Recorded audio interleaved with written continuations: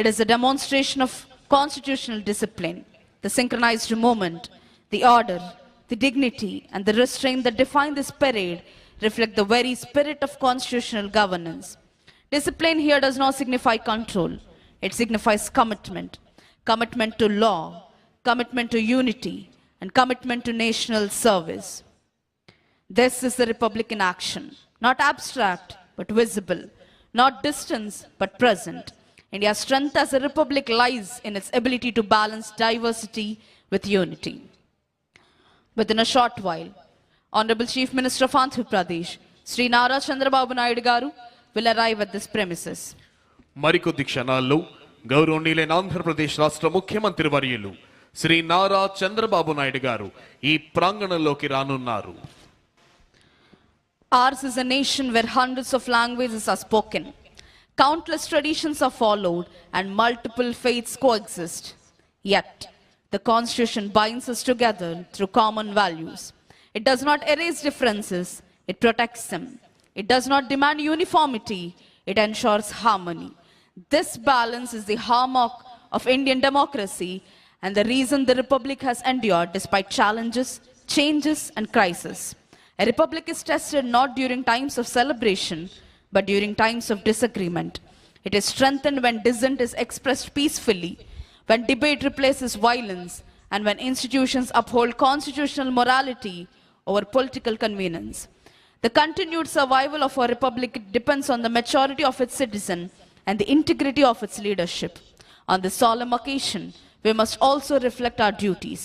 Rights without duties weaken democracy. Freedom without responsibility erodes society. The Constitution grants us rights, but it also entrusts us with obligations to protect public property, to promote harmony, to preserve the environment, and to uphold the dignity of every individual. The Republic survives when citizens remember that liberty is not license and democracy is not disorder. For the youth of this state and this nation, Republic Day carries a special message. We inherit not just freedom, but responsibility. The future of India will not be written only in policy documents or speeches. It will be written in classrooms, laboratories, farms, offices, and homes. It will be shaped by integrity, innovation, compassion, and courage.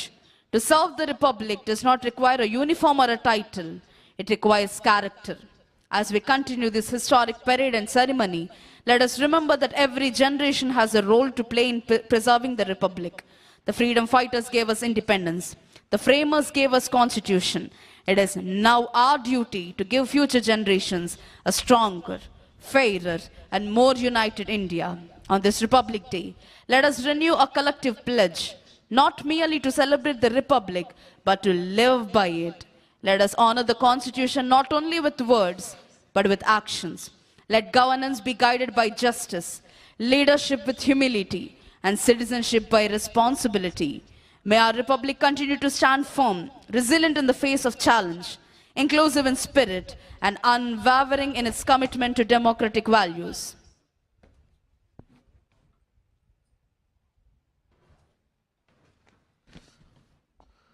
గౌరవనీయులైన ఆంధ్రప్రదేశ్ రాష్ట్ర ఉప ముఖ్యమంత్రి వర్యులు శ్రీ కొణిదెల పవన్ కళ్యాణ్ గారు ఈ ప్రాంగణంలోకి విచ్చేశారు.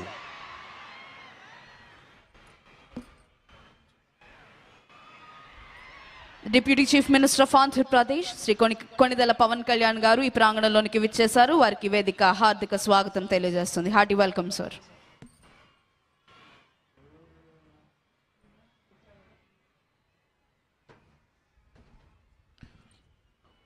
మరికొద్ది క్షణాల్లో గౌరవనీయులైన ఆంధ్రప్రదేశ్ రాష్ట్ర ముఖ్యమంత్రి వర్యులు శ్రీ నారా చంద్రబాబు నాయుడు గారు ఈ ప్రాంగణంలోకి రానున్నారు.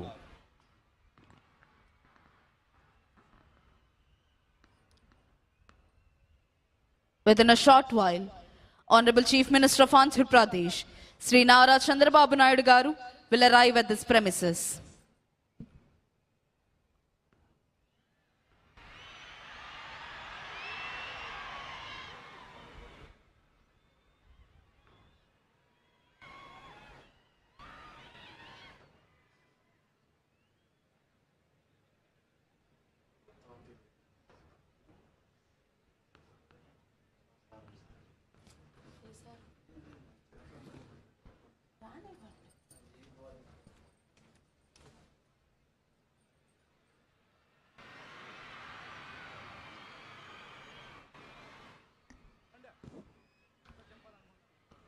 గౌరవనీయులైన ఆంధ్రప్రదేశ్ రాష్ట్ర ముఖ్యమంత్రి వర్యులు శ్రీ నారా చంద్రబాబు నాయుడు గారు ఈ ప్రాంగణంలోకి విచ్చేశారు.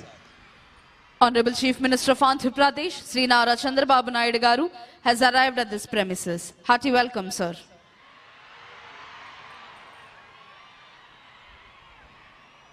ఆంధ్రప్రదేశ్ రాష్ట్ర ఉప ముఖ్యమంత్రి వర్యులు శ్రీ కొణిదెల పవన్ కళ్యాణ్ గారు, రాష్ట్ర ఐటీ శాఖ అమాత్యవర్యులు శ్రీ నారా లోకేష్ గారు, ఇతర ఉన్నతాధికారులు గౌరవనీయులైన ఆంధ్రప్రదేశ్ రాష్ట్ర ముఖ్యమంత్రి వర్యులు శ్రీ నారా చంద్రబాబు నాయుడు గారికి స్వాగతం తెలియజేస్తున్నారు.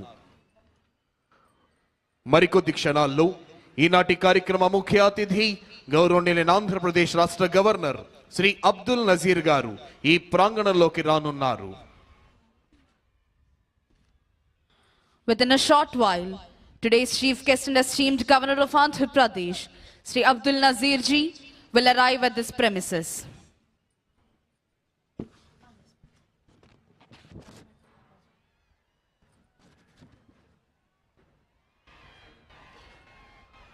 కాశ్మీర్ మొదలుకొని కన్యాకుమారి వరకు యావత్ భారతీయుల గుండెల్లో సంపూర్ణమైన దేశభక్తిని నింపి భరతగడ్డ నలు చెరుగుల అభివృద్ధి ఫలాల్ని వంపి దేశ కీర్తి ప్రతిష్టల్ని హిమోత్తుంగ శిఖరాగ్రంపై నిలిపి ప్రపంచమంతా భారతమాతకు జేజేలు పలికేలా చేయాలన్న దీక్ష, కసి, పట్టుదల నర నరాల్లో ఉప్పొంగుతూ మనందరినీ కంకణబద్ధుల్ని చేస్తాయి.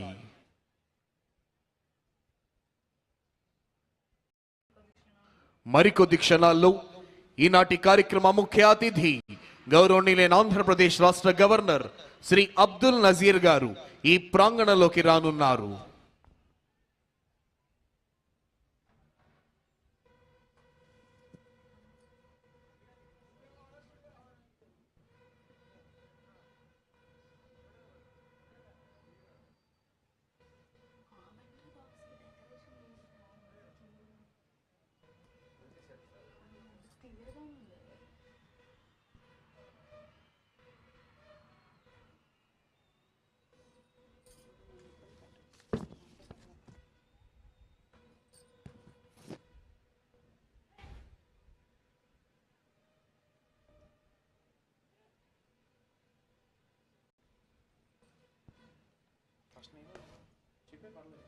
Today's chief guest and esteemed governor of Andhra Pradesh, Sri Abdul Nazir ji, has arrived at this premises. ఈనాటి కార్యక్రమ ముఖ్య అతిథి గౌరవనీయులైన ఆంధ్రప్రదేశ్ రాష్ట్ర గవర్నర్ శ్రీ అబ్దుల్ నజీర్ గారు ఈ ప్రాంగణంలోకి విచ్చేశారు.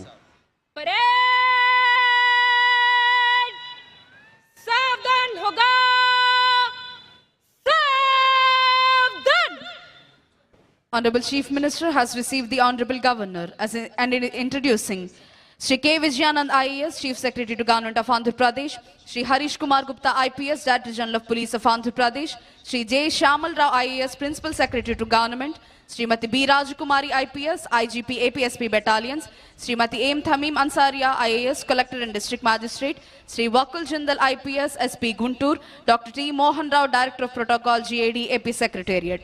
Honorable Governor is requested to unfurl the national flag.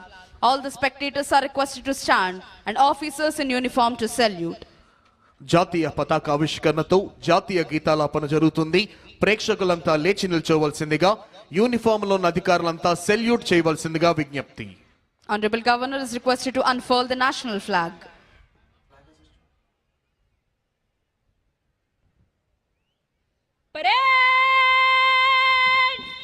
सलामी देगा राष्ट्रीय सल्यूट, सलामी शस्त्र.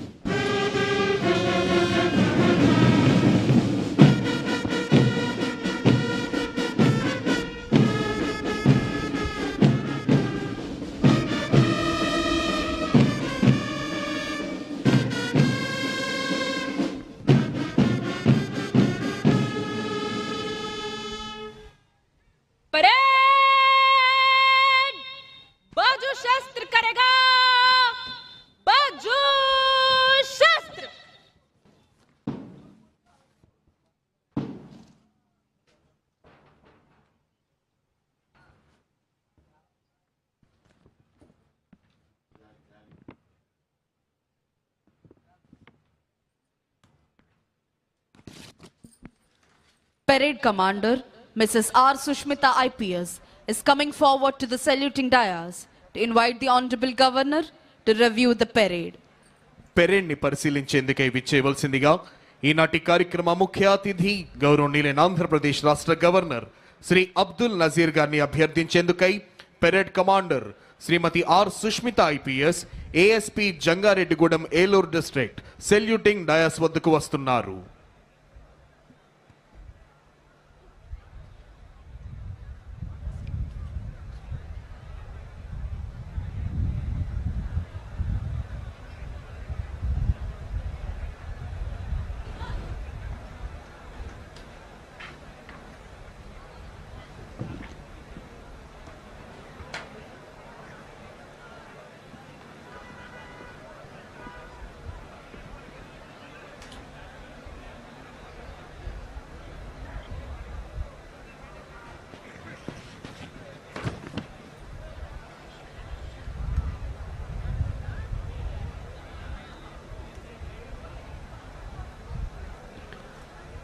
Honorable Governor has accepted and is going to review the parade. DGP sir is accompanying Honorable Governor on review vehicle. గౌరవనీయులైన ఆంధ్రప్రదేశ్ రాష్ట్ర గవర్నర్ శ్రీ అబ్దుల్ నజీర్ గారు parade commander అభ్యర్థనను మన్నించి పెరేడ్ పరిశీలనకై వెళుతున్నారు. వారి వెంట డీజీపీ గారు వెళుతున్నారు.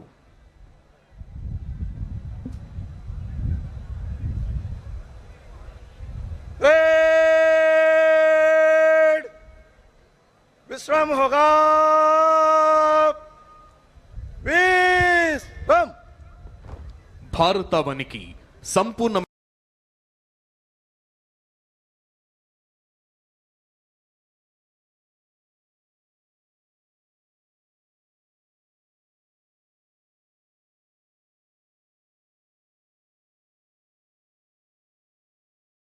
అని చెప్పిన నమ్మదగిన వ్యక్తి శ్రీ నారా చంద్రబాబు నాయుడు గారి మాటలు నమ్మి వేలాది మంది రైతులు భూములిచ్చారు, దన్నుగా నిలిచారు. మన ముఖ్యమంత్రి రాజధాని తెచ్చారు. ఒక నాయకుడి దూరదృష్టితో దేశం సుభిక్షమైతే మరో నాయకుడి దూరదృష్టితో మన రాష్ట్రం సస్యశ్యామలమవుతోంది. ఒక అతి సాధారణ పల్లె ప్రాంతాన్ని ప్రపంచ స్థాయి నగరంగా, ఆకాశ మహాకాశాలు ఆవాసంగా, విద్య, వ్యాపార, వైజ్ఞానిక సంస్థలకు సర్వోన్నత నిలయంగా, సాక్షాత్తు మయుడే ఆశ్చర్యపోయేలా దేవతల రాజధాని లాంటి భవ్యమైన అమరావతిని శరవేగంతో నిర్మిస్తోన్న రాజధాని రూపశిల్పి, సంక్షేమం అభివృద్ధి రథాలను ఏకకాలంలో ఉరకలెత్తిస్తోన్న సవ్యసాచి గౌరవనీయులైన ఆంధ్రప్రదేశ్ రాష్ట్ర ముఖ్యమంత్రి వర్యులు శ్రీ నారా చంద్రబాబు నాయుడు గారి సమర్థ నేతృత్వంలో ఆంధ్రావని అన్ని రంగాలలోనూ అభివృద్ధి పథంలో మెరుపు వేగంతో దూసుకు వెళుతోంది. సమాజంలో అనేక పేద కుటుంబాలు నిత్యం పేదరికంలో పోరాడుతూ జీవిస్తున్నాయి. రేపటి కోసం భరోసా లేకుండా నేడు బ్రతుకుతున్న ఆ కుటుంబాలకు చేసే చిన్న సహాయం కూడా భవిష్యత్తుపై నమ్మకాన్ని కలిగిస్తోంది. రాష్ట్రంలోని పేదల పరిస్థితిని గమనించిన ముఖ్యమంత్రి శ్రీ నారా చంద్రబాబు నాయుడు గారు పేద కుటుంబాలకు మెరుగైన భవిష్యత్తు అందించాలన్న సత్సంకల్పంతో జీరో పావర్టీ 4 P4 అనే ప్రభుత్వం, ప్రైవేట్, ప్రజల భాగస్వామ్యంతో రూపొందించిన సమగ్ర అభివృద్ధి కార్యక్రమం ద్వారా దారిద్ర్య రహిత సమాజానికి శ్రీకారం చుట్టింది రాష్ట్ర ప్రభుత్వం. ఆంధ్రప్రదేశ్ రాష్ట్ర ప్రభుత్వం పేదల సంక్షేమం, మహిళా సాధికారత మరియు గ్రామీణ అభివృద్ధి పట్ల అచంచలమైన నిబద్ధతతో ముందుకు సాగుతోంది. కూటమి ప్రభుత్వం అధికారంలోకి వచ్చిన వెంటనే ఎన్టీఆర్ భరోసా పథకం క్రింద వృద్ధులకు 4,000, వికలాంగులకు 6,000, వ్యాధిగ్రస్తులకు 10,000 నుంచి 15,000 రూపాయల పెన్షన్ అందిస్తూ వాటిని నేరుగా లబ్ధిదారుల గడప వద్దకే అందించే విధానం ప్రారంభించింది. 2024-25 మరియు 2025-26 ఆర్థిక సంవత్సరాలలో 52,450.88 కోట్లు విడుదల చేసి 63.12 లక్షల పింఛన్దారులకు లబ్ధిని కల్పించింది ఆంధ్రప్రదేశ్ రాష్ట్ర ప్రభుత్వం.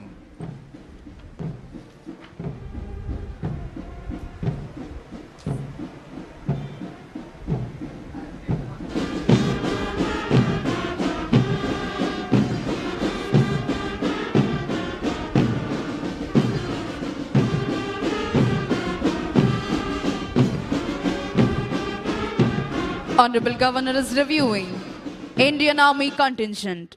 The contingent is commanded by Naik Subedar L.K. Prasad. Indian army contingent ను పరిశీలిస్తున్నారు గౌరవనీయులైన ఆంధ్రప్రదేశ్ రాష్ట్ర గవర్నర్ శ్రీ అబ్దుల్ నజీర్ గారు.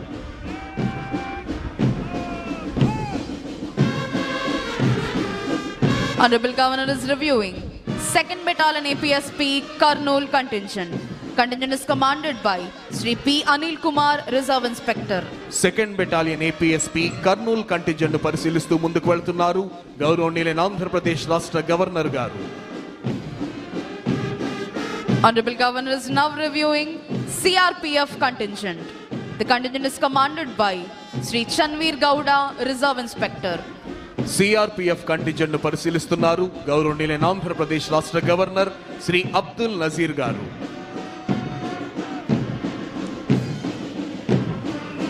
This is Kerala State Armed Police Contingent. The contingent is commanded by Johnson CV. Kerala state armed police force contingent ను పరిశీలిస్తూ ముందుకు వెళ్తున్నారు గౌరవనీయులైన ఆంధ్రప్రదేశ్ రాష్ట్ర గవర్నర్ శ్రీ అబ్దుల్ నజీర్ గారు. Honorable Governor is now reviewing 16th Battalion of Andhra Pradesh Special Police Visakhapatnam contingent. Contingent is commanded by Sri S.V. Ramana, Reserve Inspector. This is APSP Brass Band contingent headed by Sri T.V. Ramana ARSI and Sri S. Srinivasulu ARSI. Indian Army Pipe Band contingent is headed by Subedar H.K. Mohanty. APSP Pipe Band contingent is headed by G.V. Subbarao ARSI. Honorable Governor is now reviewing NCC Boys contingent. Contingent is commanded by Master Jayant Warloth. This is NCC Girls contingent. Contingent is commanded by Miss Revati. NCC boys మరియు girls contingent ను పరిశీలిస్తూ ముందుకు వెళ్తున్నారు ఈనాటి కార్యక్రమ ముఖ్య అతిథి గౌరవనీయులైన ఆంధ్రప్రదేశ్ రాష్ట్ర గవర్నర్ శ్రీ అబ్దుల్ నజీర్ గారు. Honorable Governor is reviewing Andhra Pradesh Social Welfare Residential Education Institution Society contingent. Contingent is commanded by Master K. Sunit Kumar.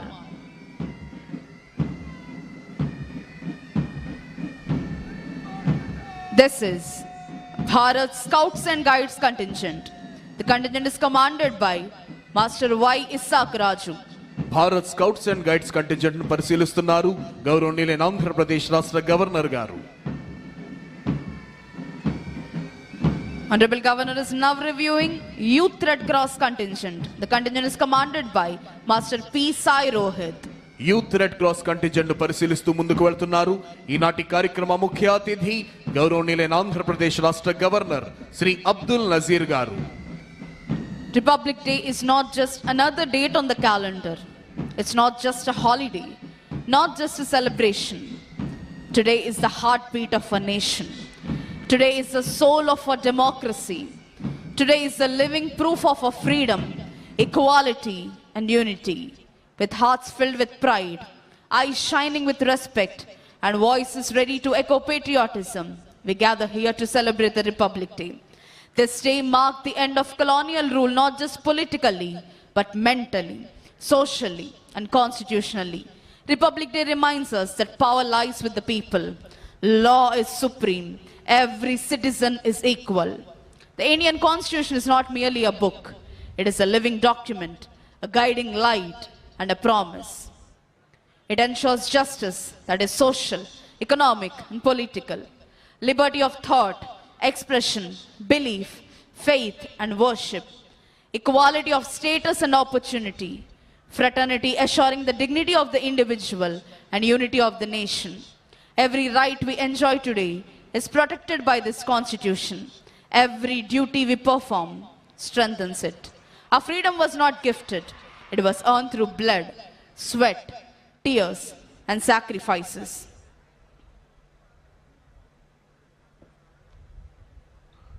ముఖ్యమంత్రి శ్రీ నారా చంద్రబాబు నాయుడు గారి ఆలోచనలు ఆదేశాలను ఆచరణలో పెడుతూ ఆంధ్రావనిని ప్రగతి పథంలో పరుగులు పెట్టిస్తోన్న ఎందరో ఐఏఎస్ ఐపీఎస్ అధికారులు ప్రభుత్వ ఉన్నతాధికారులు వివిధ సంస్థల ప్రధానాధికారులు న్యాయమూర్తులు వారి కుటుంబ సభ్యులు ఆసీనులయ్యున్న విఐపి గ్యాలరీ మీదుగా ఈనాటి కార్యక్రమ ముఖ్య అతిథి గౌరవనీయులైన ఆంధ్రప్రదేశ్ రాష్ట్ర గవర్నర్ శ్రీ అబ్దుల్ నజీర్ గారు ప్రయాణిస్తోన్న వాహనం సెల్యూటింగ్ డయాస్ వద్దకు వస్తోంది.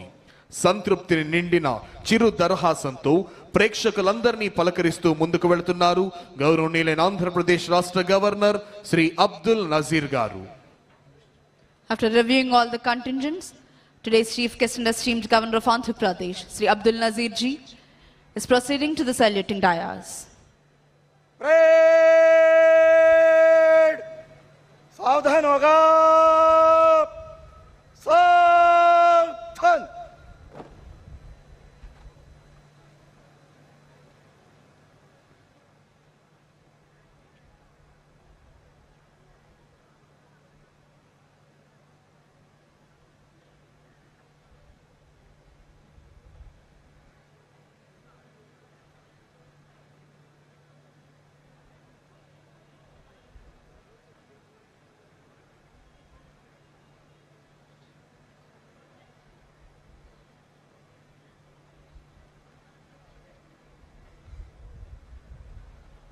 After reviewing all the contingents and greeting all the people, today's chief guest and esteemed governor of Andhra Pradesh, Sri Abdul Nazir ji, has returned to the saluting dais.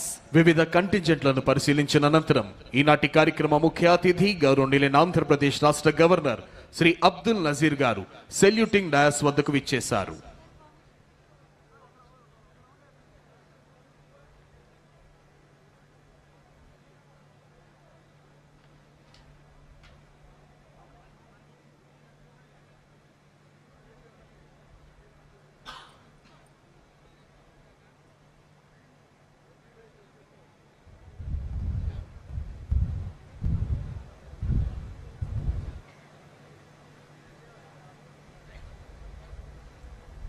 Parade commander has requested Honorable Governor to give permission for the march past. After obtaining the permission from the Honorable Governor, Parade Commander Mrs. R. Sushmita IPS is marching towards contingents to commence the march past. Governor గారి అనుమతి తీసుకున్న parade commander Shrimati R Sushmita IPS ASP Jangareddygudem Eluru district march past ప్రారంభించేందుకై కంటింజెంట్ల వైపు వెళుతున్నారు. మరికొద్ది క్షణాల్లో అద్భుతమైన ధైర్య సాహసాలు ప్రదర్శించే వివిధ కంటింజెంట్ల కవాతుతో ఈ ప్రాంగణం పులకించబోతోంది.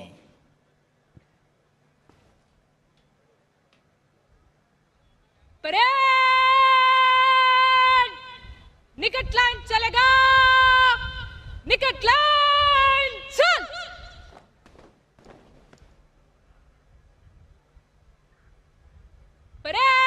परेड बगल शस्त्र करेगा बगल शस्त्र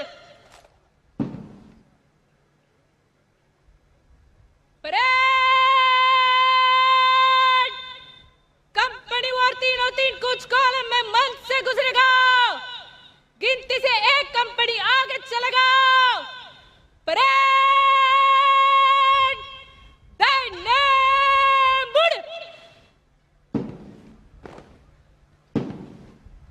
On the command of Parade Commander, commanders of all contingents are moving towards their respective contingents.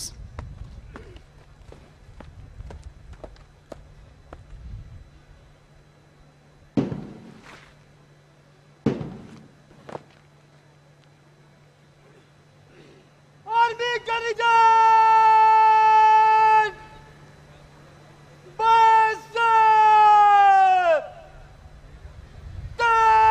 चल.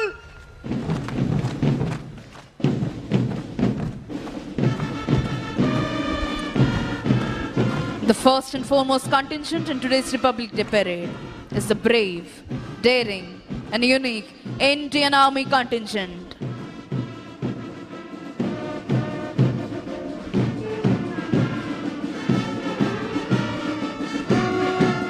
అదిగో ఆ సేతు హిమాచల భారతీయుల తనువుల్లో దేశభక్తిని రగిలించే ఉత్సాహ తరంగం, నెత్తురులో నెరుగు మరించే పౌరుష మృదంగం, సమైక్యతా భావం వెల్లి విరియింపజేసే సహృద్భావ శబ్దం, తనువులోని అణువణువును రోమాంచితం చేసే పోలీస్ బ్యాండ్ శబ్దం. ఆ సంగీత శబ్దాలకు అనుగుణంగా లయబద్ధంగా కదులుతోన్న ఒక్కొక్క దళం ప్రతి కదలికలోనూ ఆత్మవిశ్వాసం, ప్రతి అడుగులోనూ దేశభక్తి, ప్రతి శ్వాసలోనూ భరతమాత సుస్థిరతనే అభిలషించే వివిధ దళాల కవాతుతో ఈ ప్రాంగణం పులకించిపోతోంది. 2016వ సంవత్సరం సెప్టెంబర్ నెలలో ఉత్తర కాశ్మీరులోని ఒక సైనిక స్థావరంపై పాక్ ప్రేరేపిత ఉగ్రవాదులు చేసిన ఆత్మాహుతి దాడిలో 16 మంది భారత సైనికులు ప్రాణాలు కోల్పోయారు. సురక్షితులైన 100 మంది భారత సైనికులు వారి కళ్ళు కప్పి నియంత్రణ రేఖను దాటి సర్జికల్ స్ట్రైక్ నిర్వహించి పాకిస్తాన్ ఆక్రమిత కాశ్మీరులోని ఉగ్రవాద స్థావరాలను సర్వధ్వంసం చేసేసి ఏం జరుగుతుందో ఉగ్రమూకలు తెలుసుకునే లోపే విజయవంతంగా తిరిగి వచ్చేశాయి.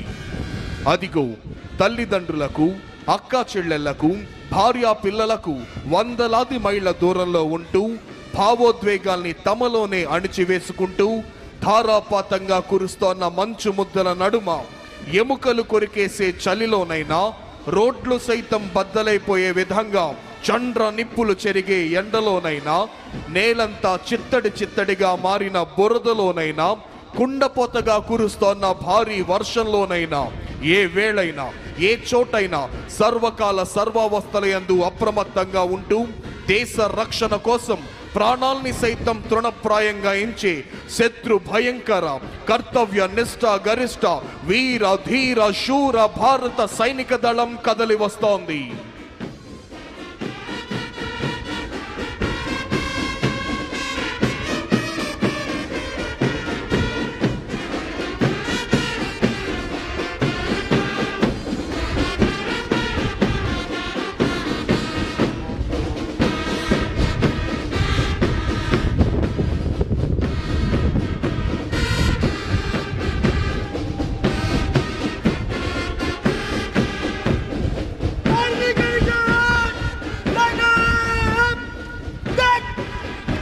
The entire parade is led by parade commander, followed by parade second in command. The first and foremost contingent of today's parade is the brave, courageous and unique Indian Army contingent, saluting and honoring today's chief guest and esteemed governor of Andhra Pradesh, Sri Abdul Nazir ji. Indian Army contingent is commanded by Nayak Subedar L.K. Prasad. ఈనాటి కార్యక్రమ ముఖ్య అతిథి గౌరవనీయులైన ఆంధ్రప్రదేశ్ రాష్ట్ర governor Shri Abdul Nazir గారికి గౌరవ వందనాన్ని సమర్పిస్తూ ముందుకు కదులుతోంది ఇండియన్ ఆర్మీ కంటింజెంట్. ప్రేక్షకులంతా మీ కరతాళ ధ్వనులతో, మీ చప్పట్లతో ఈ పెరేడ్ ని అభినందించవలసిందిగా అభ్యర్థన.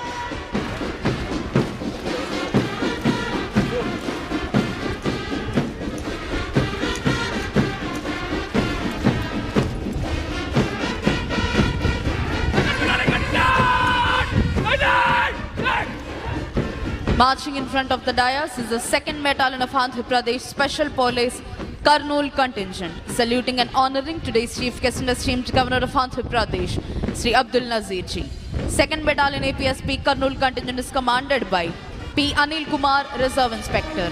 ఈనాటి కార్యక్రమ ముఖ్య అతిథి గౌరవనీయులైన ఆంధ్రప్రదేశ్ రాష్ట్ర గవర్నర్ శ్రీ అబ్దుల్ నజీర్ గారికి గౌరవ వందనాన్ని సమర్పిస్తూ ముందుకు కదులుతోంది 2nd battalion APSP Kurnool contingent. Contingent commander Shri P Anil Kumar, reserve inspector.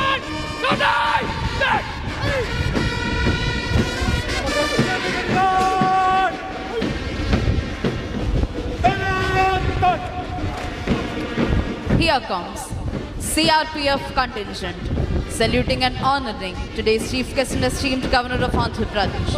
The CRPF contingent is commanded by Chanveer Gowda, Reserve Inspector. ఈనాటి కార్యక్రమ ముఖ్య అతిథి గౌరవనీయులైన ఆంధ్రప్రదేశ్ రాష్ట్ర గవర్నర్ శ్రీ అబ్దుల్ నజీర్ గారికి గౌరవ వందనాన్ని సమర్పిస్తూ ముందుకు కదులుతోంది central reserve police force contingent.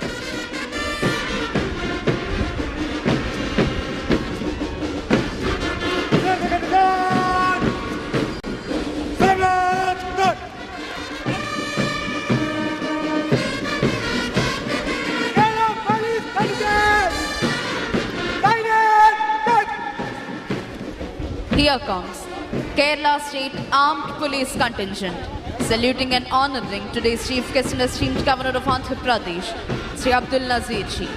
Kerala State Armed Police Contingent is commanded by Johnson CV, ఈనాటి కార్యక్రమ ముఖ్య అతిథి గౌరవనీయులైన ఆంధ్రప్రదేశ్ రాష్ట్ర గవర్నర్ శ్రీ అబ్దుల్ నజీర్ గారికి గౌరవ వందనాన్ని సమర్పిస్తూ ముందుకు కదులుతోంది Kerala state armed police force contingent.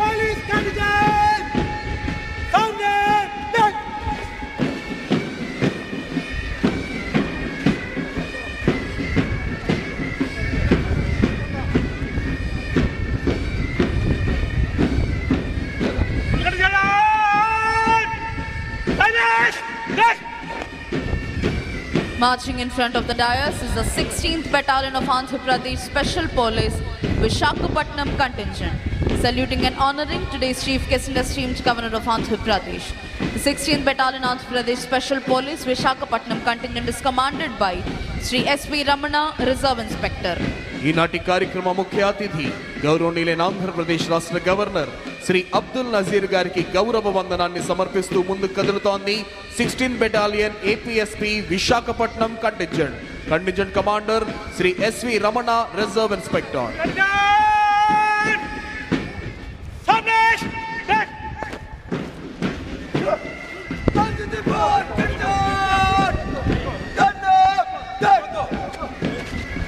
This is NCC Boys contingent, saluting and honoring today's Chief Guest and esteemed Governor of Andhra Pradesh, Sri Abdul Nazir Ji. NCC Boys contingent is commanded by Master Jayant Warlot. ఈనాటి కార్యక్రమ ముఖ్య అతిథి గౌరవనీయులైన ఆంధ్రప్రదేశ్ రాష్ట్ర governor Shri Abdul Nazir గారికి గౌరవ వందనాన్ని సమర్పిస్తూ ముందుకు కదులుతోంది NCC boys contingent. Contingent commander master Jayant వర్లోత్.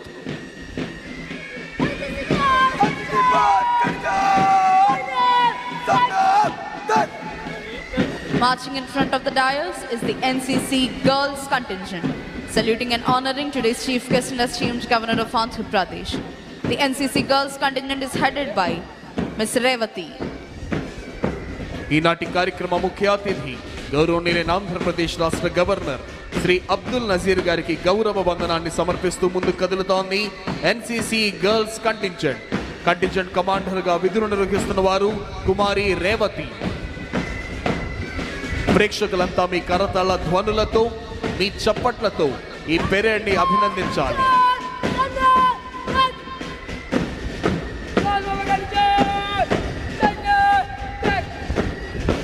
Here comes Andhra Pradesh Social Welfare Residential Educational Institution Society contingent, saluting and honoring today's Chief Guest and esteemed Governor of Andhra Pradesh, Sri Abdul Nazir Ji. Andhra Pradesh Social Welfare contingent is commanded by Master K. Sunit Kumar. ఈనాటి కార్యక్రమ ముఖ్య అతిథి గౌరవనీయులైన ఆంధ్రప్రదేశ్ రాష్ట్ర governor Shri Abdul Nazir గారికి గౌరవ వందనాన్ని సమర్పిస్తూ ముందుకు కదులుతోంది ఆంధ్రప్రదేశ్ సాంఘిక సంక్షేమ గురుకుల పాఠశాలల contingent. Contingent commander master K Sunith Kumar.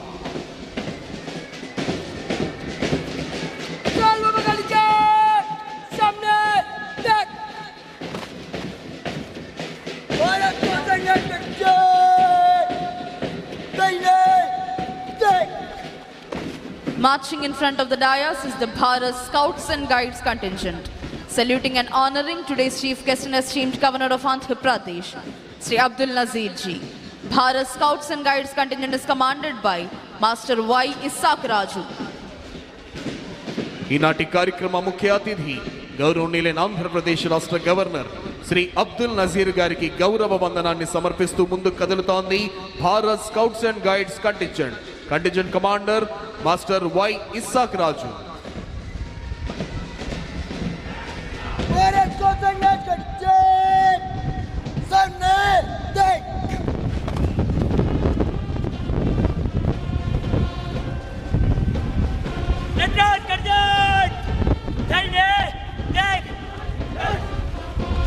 Here comes Youth Red Cross contingent, saluting and honoring today's Chief Guest and esteemed Governor of Andhra Pradesh, Sri Abdul Nazir Ji. The Youth Red Cross contingent is commanded by Master P. Sai Rohit. ఈనాటి కార్యక్రమ ముఖ్య అతిథి గౌరవనీయులైన ఆంధ్రప్రదేశ్ రాష్ట్ర governor Shri Abdul Nazir గారికి గౌరవ వందనాన్ని సమర్పిస్తూ ముందుకు కదులుతోంది youth red cross contingent. Panel judges Shri K V Mohan Rao IPS, IGP sports, Shri KKN Anburajan IPS, DIG welfare and sports.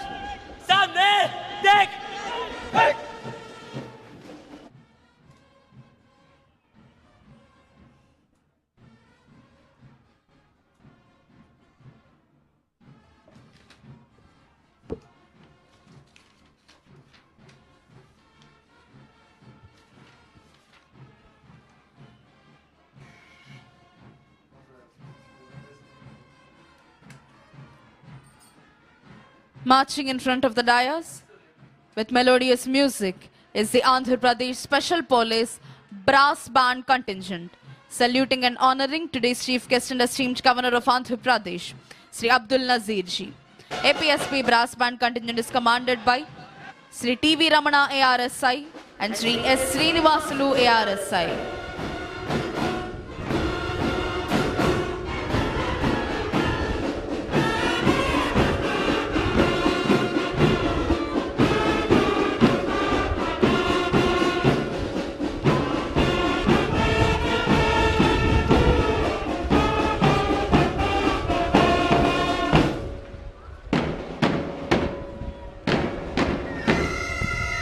Here comes the amalgamation of melodious music and interesting movement. APSP Pipe Band Contingent and Indian Army Pipe Band Contingent, saluting and honoring today's chief guest and esteemed Governor of Andhra Pradesh, Sri Abdul Nazir ji. Indian Army Pipe Band Contingent is commanded by Subedar H.K. Mohanty. APSP Pipe Band Contingent is commanded by G.V. Subbarao ARSI. ఈనాటి కార్యక్రమ ముఖ్య అతిథి గౌరవనీయులైన ఆంధ్రప్రదేశ్ రాష్ట్ర governor Shri Abdul Nazir గారికి గౌరవ వందనాన్ని సమర్పిస్తూ ముందుకు కదులుతోంది ఇండియన్ ఆర్మీ మరియు ఏపీఎస్పీ పైప్ బ్యాండ్ కంటింజెంట్. అదిగో ఇప్పుడు మన ముందుకు వస్తోంది ఆంధ్రప్రదేశ్ అగ్నిమాపక శాఖ వారి శకటం. దీనికి నేతృత్వం వహిస్తున్నది కావూరి కృష్ణారెడ్డి, సహాయ జిల్లా అగ్నిమాపక అధికారి, గుంటూరు 1.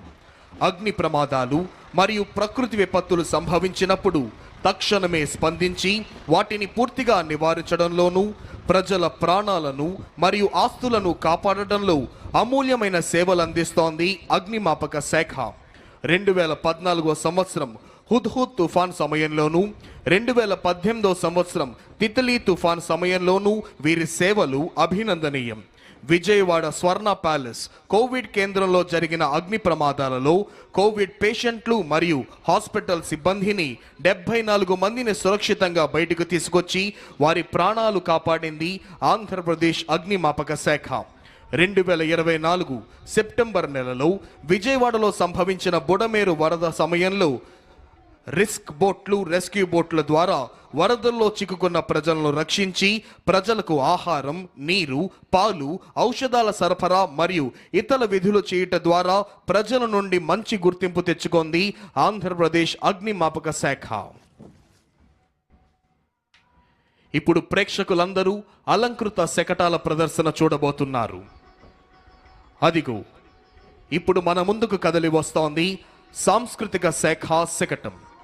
వందే మాతరం 150 సంవత్సరాలు. భారత ప్రభుత్వం ఆదేశాలకు మేరకు దేశవ్యాప్తంగా జరుగుతున్న వందే మాతరం 150 సంవత్సరాల జాతీయోత్సవాలు సందర్భంగా వందే మాతరం యొక్క చారిత్రక, సాహిత్య, సాంస్కృతిక, దేశభక్తి ప్రాధాన్యతలను సమగ్రంగా ప్రతిబింబిస్తూ జాతి ఆత్మను కళాత్మకంగా ఆవిష్కరిస్తూ 3 వేదికలలో కూడిన త్రివర్ణ పతాకం థీమ్తో ఈ శకటాన్ని రూపొందించారు. జాతీయ పతాకంలోని రంగులు కేసరి, త్యాగం, ధైర్యం, తెలుపు, శాంతి, సత్యం, ఆకుపచ్చ, సమృద్ధి, అభివృద్ధికి సూచన. శకటం మధ్య వేదిక అంటే తెలుపు రంగుపై భరతమాత జాతీయ పతాకాన్ని పట్టుకొని ఉన్న శోభాయమైన ప్రతిమను కనపరుస్తున్నారు.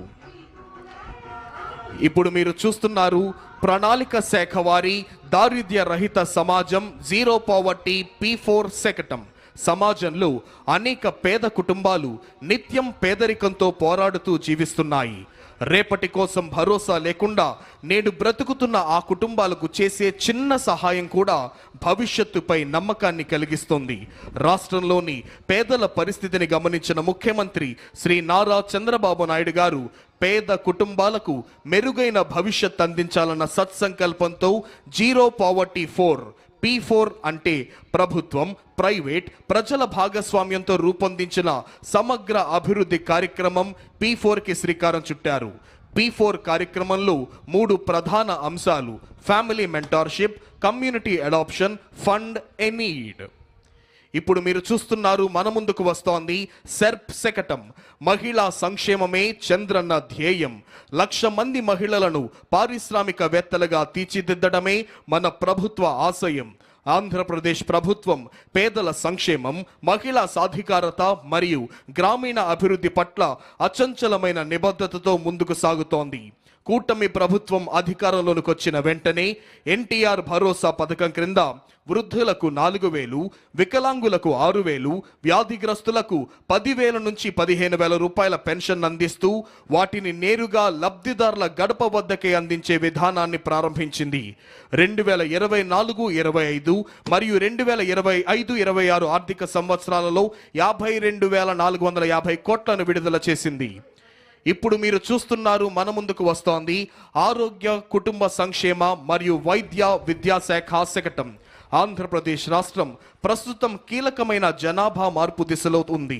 తగ్గుతున్న సంతానోత్పత్తి రేటు, పెరుగుతున్న వృద్ధుల జనాభా భవిష్యత్తుతో ఆర్థిక ఉత్పాదకత, ఆరోగ్య వ్యవస్థ, సామాజిక భద్రతపై ప్రభావం చూపే అవకాశం ఉన్న నేపథ్యంలో రాష్ట్ర ప్రభుత్వం ముందస్తుగా జనాభా నిర్వహణ మార్గదర్శక రూపకల్పనను సిద్ధం చేసింది. ఈ రూపకల్పన స్వర్ణాంధ్ర విజన్ 2047 జాతీయ విధానాలు, సస్టైనబుల్ డెవలప్మెంట్ గోల్స్ కు అనుసంధానంగా రూపుదిద్దుకుంది. ఇందులో 4 ప్రధాన అంశాలున్నాయి. మాతా శిశు సంరక్షణ సేవల ద్వారా తల్లి మరియు శిశువులకు సేవలందిస్తోంది. ఇప్పుడు మీరు చూస్తున్నారు, కదలి వస్తోంది స్త్రీ మరియు శిశు సంక్షేమ శాఖ శకటం. మన ముఖ్యమంత్రి శ్రీ నారా చంద్రబాబు నాయుడు గారి ఆలోచన, దూరదృష్టితో ఆంధ్రప్రదేశ్ రాష్ట్రం ఇప్పుడు జనాభా నియంత్రణ నుంచి జనాభా నిర్వహణ వైపు దృఢమైన అడుగులు వేస్తోంది.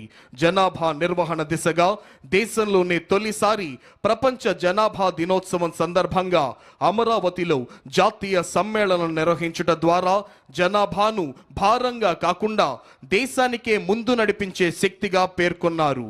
ఈ ఆలోచనకు 5 ముఖ్యమైన మూల స్తంభాలు: సహాయక సంతానోత్పత్తి వ్యవస్థ, ముందస్తు ఆరోగ్య సంరక్షణ, నిరంతర నైపుణ్యాభివృద్ధి, ఉద్యోగ ఉత్పాదకంతో మహిళలకు ప్రోత్సాహం, చురుకైన క్రియాశీల వృద్ధాశ్యం.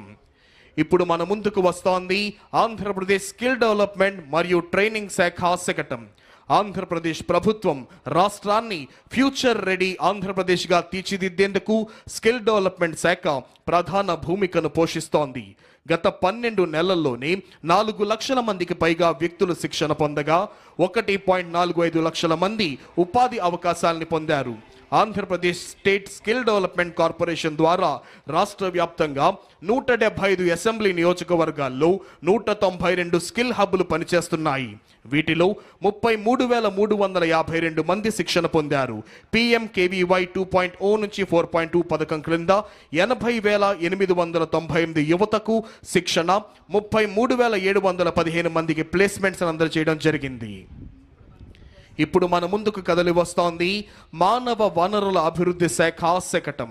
అక్షరంతో పునాది, ఆవిష్కరణలతో భవిష్యత్తు, విద్యా వికాసం, నైపుణ్య ప్రకాశం. ఆంధ్రప్రదేశ్ ప్రభుత్వం విద్యా రంగంలో సమగ్ర మార్పు, ఆధునికత, సమాన అవకాశాల లక్ష్యంతో సరికొత్త డిజిటల్ విద్యా విప్లవాన్ని ప్రారంభించింది. Leap learning excellence in Andhra Pradesh అనే కార్యక్రమం ద్వారా పాఠశాల విద్యలో ప్రాథమిక స్థాయి నుంచే నాణ్యత ప్రమాణాలను పెంచి foundational literacy and numeracy guarantee క్రింద 3వ తరగతి వరకు ప్రతి విద్యార్థి చదవటం, రాయటం, ప్రాథమిక గణిత నైపుణ్యాలు సాధించేందుకు చర్యలను తీసుకుంటోంది గౌరవనీయులైన ముఖ్యమంత్రి గారి నేతృత్వంలో సమర్థమైన రాష్ట్ర ప్రభుత్వం. అదిగో ఇప్పుడు మన ముందుకు కదిలి వస్తోంది పరిశ్రమల శాఖ శకటం. పెట్టుబడుల ద్వారా ఉపాధి, పెట్టుబడులు, ఉపాధి ఆవిష్కరణ అనే త్రివేణి సూత్రంతో పారిశ్రామిక రంగంలో విప్లవాత్మక మార్పులకు నాంది పలుకుతోంది కూటమి ప్రభుత్వం. గౌరవ ముఖ్యమంత్రి శ్రీ నారా చంద్రబాబు నాయుడు గారి నాయకత్వంలో రాష్ట్ర ఆర్థిక అభివృద్ధి, ఉపాధి సృష్టి, పెట్టుబడుల ప్రోత్సాహమే లక్ష్యంగా పెట్టుబడుల ద్వారా ఉపాధి అనే సూత్రాన్ని ప్రధాన విధానంగా తీసుకొని మన ముందుకు సాగుతోంది కూటమి ప్రభుత్వం. 10 సూత్రాలలో ఒకటిగా పెట్టుబడుల ద్వారా ఉపాధిని సృష్టించే విధానంగా ఈ శకటం రూపుదిద్దుకుంటోంది. అదిగో ఇప్పుడు మన ముందుకు అంగరంగ వైభవంగా కదిలి వస్తోంది ఆంధ్రప్రదేశ్ పర్యాటక శాఖ శకటం. ఆంధ్రప్రదేశ్ వారసత్వం, ప్రకృతి, సాహస యాత్రల యొక్క ప్రయాణం, రాష్ట్ర సాంస్కృతిక వైభవం, ప్రకృతి అందాలు, సాహస అనుభవాలు, గిరిజన సంప్రదాయాల సమ్మేళనాన్ని ప్రతిబింబిస్తూ మన ముందుకు ఈ శకటం కదిలి వస్తోంది. వారసత్వం, సాహస యాత్రలు, ప్రకృతి సౌందర్యం, గిరిజన సంస్కృతి అనే 4 అంశాల సమన్వయంతో ఆంధ్రప్రదేశ్ను ఒక సంపూర్ణ పర్యాటక గమ్యస్థానంగా ప్రపంచానికి పరిచయం చేస్తోంది. Andhra Pradesh journey through heritage, nature and adventure అనే థీమ్తో రూపొందించిన ఈ శకటం రాష్ట్రాన్ని సమగ్ర పర్యాటక గమ్యస్థానంగా ప్రపంచానికే పరిచయం చేస్తోంది. రాష్ట్రాన్ని పూర్తిగా కరువు రహితంగా మార్చే దిశగా ఒక సమగ్ర సమీకృత నీటి భద్రత ప్రణాళికతో మన ముందుకు వస్తోంది జల వనరుల అభివృద్ధి శాఖ శకటం. నీటి భద్రత, శాస్త్రీయ ప్రణాళిక, కరువు నివారణ అనే అంశాలతో ఈ సమగ్ర ప్రణాళిక రూపొందించబడింది. స్వర్ణాంధ్రప్రదేశ్ 2047లో నీటి భద్రతకు ప్రత్యేక స్థానం ఇవ్వబడింది. ఆ దిశగా ఈ శకటం రాష్ట్రం యొక్క సమగ్ర జల వ్యవస్థను ఆవిష్కరిస్తూ ప్రతి బిందువు అమూల్యం, ప్రతి బిందువు పంటకు ప్రాణం అనే భావనను ప్రతిధ్వనింపజేస్తోంది. శకటం యొక్క మొదటి భాగంలో ఆనకట్టలు, నీటి నిల్వలు, రెండవ భాగంలో నదుల అనుసంధానం, మూడవ భాగంలో చైన్ లింకేజ్ సిస్టమ్, నాలుగవ భాగంలో రెయిన్ వాటర్ హార్వెస్టింగ్. అదిగో ఇప్పుడు మన ముందుకు కదిలి వస్తోంది మైక్రో ఇరిగేషన్ శకటం. ప్రతి బిందువుకు అధిక పంట. ఆంధ్రప్రదేశ్ రాష్ట్రం పర్ డ్రాప్ మోర్ క్రాప్ నుంచి పర్ డ్రాప్ మోర్ రిటర్న్స్ వైపు అడుగులు వేస్తూ ప్రతి నీటి బిందువును సద్వినియోగం చేసుకోవడం ద్వారా అధిక పంట దిగుబడులు సాధించాలనే లక్ష్యంతో మైక్రో ఇరిగేషన్ శకటం రూపకల్పన చేయబడింది. భారతదేశంలో మైక్రో ఇరిగేషన్ వ్యవస్థకు పునాది వేసిన టాస్క్ ఫోర్స్ అధ్యక్షుడు, ప్రియతమ ముఖ్యమంత్రి శ్రీ నారా చంద్రబాబు నాయుడు గారి నాటిన బీజమే నేడు దేశవ్యాప్తంగా విస్తరించి ఉన్న మైక్రో ఇరిగేషన్ ఉద్యమానికి మూలాధారమైంది. ఇప్పుడు మన ముందుకు కదిలి వస్తోంది భారత జాతీయ పక్షి నాట్యమయూరి నెమలి కిలకిల రావాలతో, జాతీయ జంతువు పులి గాండ్రింపుతో అటవీ శాఖ శకటం. సమృద్ధమైన అటవీ సంపద, విస్తారమైన సముద్ర తీర రేఖ, విభిన్న జీవ వైవిధ్యంతో ప్రకృతి పరంగా ఆంధ్రప్రదేశ్ రాష్ట్రం అపూర్వమైన స్థానం కలిగి ఉంది. అడవులను అభివృద్ధి చేయటం, నీటి వనరులను సంరక్షించడం, వన్యప్రాణులను రక్షించడం, జీవ వైవిధ్యాన్ని కాపాడటం ద్వారా సురక్షితమైన, సుస్థిరమైన, ప్రకృతిహిత రాష్ట్రంగా ఆంధ్రప్రదేశ్ను తీర్చిదిద్దే లక్ష్యంతో కూటమి ప్రభుత్వం ముందుకు వెళ్తోంది. ఈ సమగ్ర దృష్టిలో పచ్చదనం, నీటి భద్రత, జీవ వైవిధ్యమే ప్రాధాన్యంగా నడుస్తోంది అటవీ శాఖ. అదిగో ఇప్పుడు మన ముందుకు కదిలి వస్తోంది వ్యవసాయ శాఖ శకటం. రైతుల ఆదాయాన్ని పెంచడం, వారి జీవన ప్రమాణాలను మెరుగుపరచడం, ఆహార భద్రతను కల్పించడం మరియు వాతావరణ మార్పులకు తట్టుకునే వ్యవసాయ పద్ధతులను ప్రోత్సహించడమే లక్ష్యంగా రైతు వ్యవసాయ సాంకేతికత ఫార్మర్ అగ్రిటెక్ను కూటమి ప్రభుత్వం ప్రోత్సహిస్తుంది. వికసిత్ భారత్ 2047 దార్శనికతకు అనుగుణంగా ఆంధ్రప్రదేశ్ ప్రభుత్వం రూపొందించిన స్వర్ణాంధ్ర 2047 దీర్ఘకాలిక ప్రణాళిక రాష్ట్రాన్ని సంపన్నమైన, సమగ్రతతో కూడిన, పురోగతించిన రాష్ట్రంగా తీర్చిదిద్దడమే లక్ష్యంగా పెట్టుకోవడం జరిగింది. ఇందులో వ్యవసాయ శాఖకు సంబంధించిన ప్రధాన సూత్రం ఫార్మర్ అగ్రిటెక్, అంటే రైతును కేంద్ర బిందువుగా చేసుకొని సాంకేతికత ఆధారిత సుస్థిర వ్యవసాయ మార్పు, రైతు ఆదాయం పెంపు కోసం ప్రభుత్వం పంచసూత్రాలను ఇమిడి చేసింది. ఇప్పుడు మన ముందుకు కదిలి వస్తోంది ఆంధ్రప్రదేశ్ యొక్క మత్స్య శాఖ శకటం. Aqua hub of India, blue revolution వైపు మన ఆంధ్రప్రదేశ్ ప్రయాణం. కూటమి ప్రభుత్వం చేపట్టిన సుస్థిర మత్స్య పద్ధతులు, సముద్ర సంరక్షణ చర్యలు, ఆవిష్కరణాత్మక ఆక్వా వ్యవస్థలతో ఆంధ్రప్రదేశ్ భారతదేశానికే ఆదర్శంగా నిలుస్తోంది. ఆంధ్రప్రదేశ్ రాష్ట్రం దేశంలోనే ప్రముఖమైన ఆక్వా క్యాపిటల్ ఆఫ్ ఇండియా, మత్స్య సంపదలో అగ్రగామిగా రాష్ట్రంగా ఎదిగి భారతదేశంలో బ్లూ రెవల్యూషన్కి మార్గదర్శకంగా నిలిచింది. రాష్ట్రంలో చేపల పెంపకం, సముద్ర జీవన సంరక్షణ వంటి కార్యక్రమాలను ఈ శకటం మనకు చూపిస్తోంది. అదిగో ఇప్పుడు మన ముందుకు కదలి వస్తోంది మౌలిక సదుపాయాలు మరియు పెట్టుబడుల శాఖ శకటం ఆంధ్రప్రదేశ్ గ్లోబల్ బెస్ట్ లాజిస్టిక్స్. సమగ్ర మౌలిక సదుపాయాల అభివృద్ధి, బలమైన పోర్ట్ నెట్వర్క్, ఆధునిక రవాణా వ్యవస్థల ద్వారా రాష్ట్రాన్ని గ్లోబల్ లాజిస్టిక్స్ హబ్గా తీర్చిదిద్దే దిశగా దృఢంగా ముందుకు సాగుతోంది కూటమి ప్రభుత్వం. ప్రణాళికాబద్ధమైన మౌలిక వసతుల కల్పనతో ఆంధ్రప్రదేశ్ దేశ ఆర్థిక వ్యవస్థలో కీలక వాణిజ్య కేంద్రంగా ప్రపంచ లాజిస్టిక్స్ రంగంలో ప్రముఖ స్థానాన్ని సాధించింది.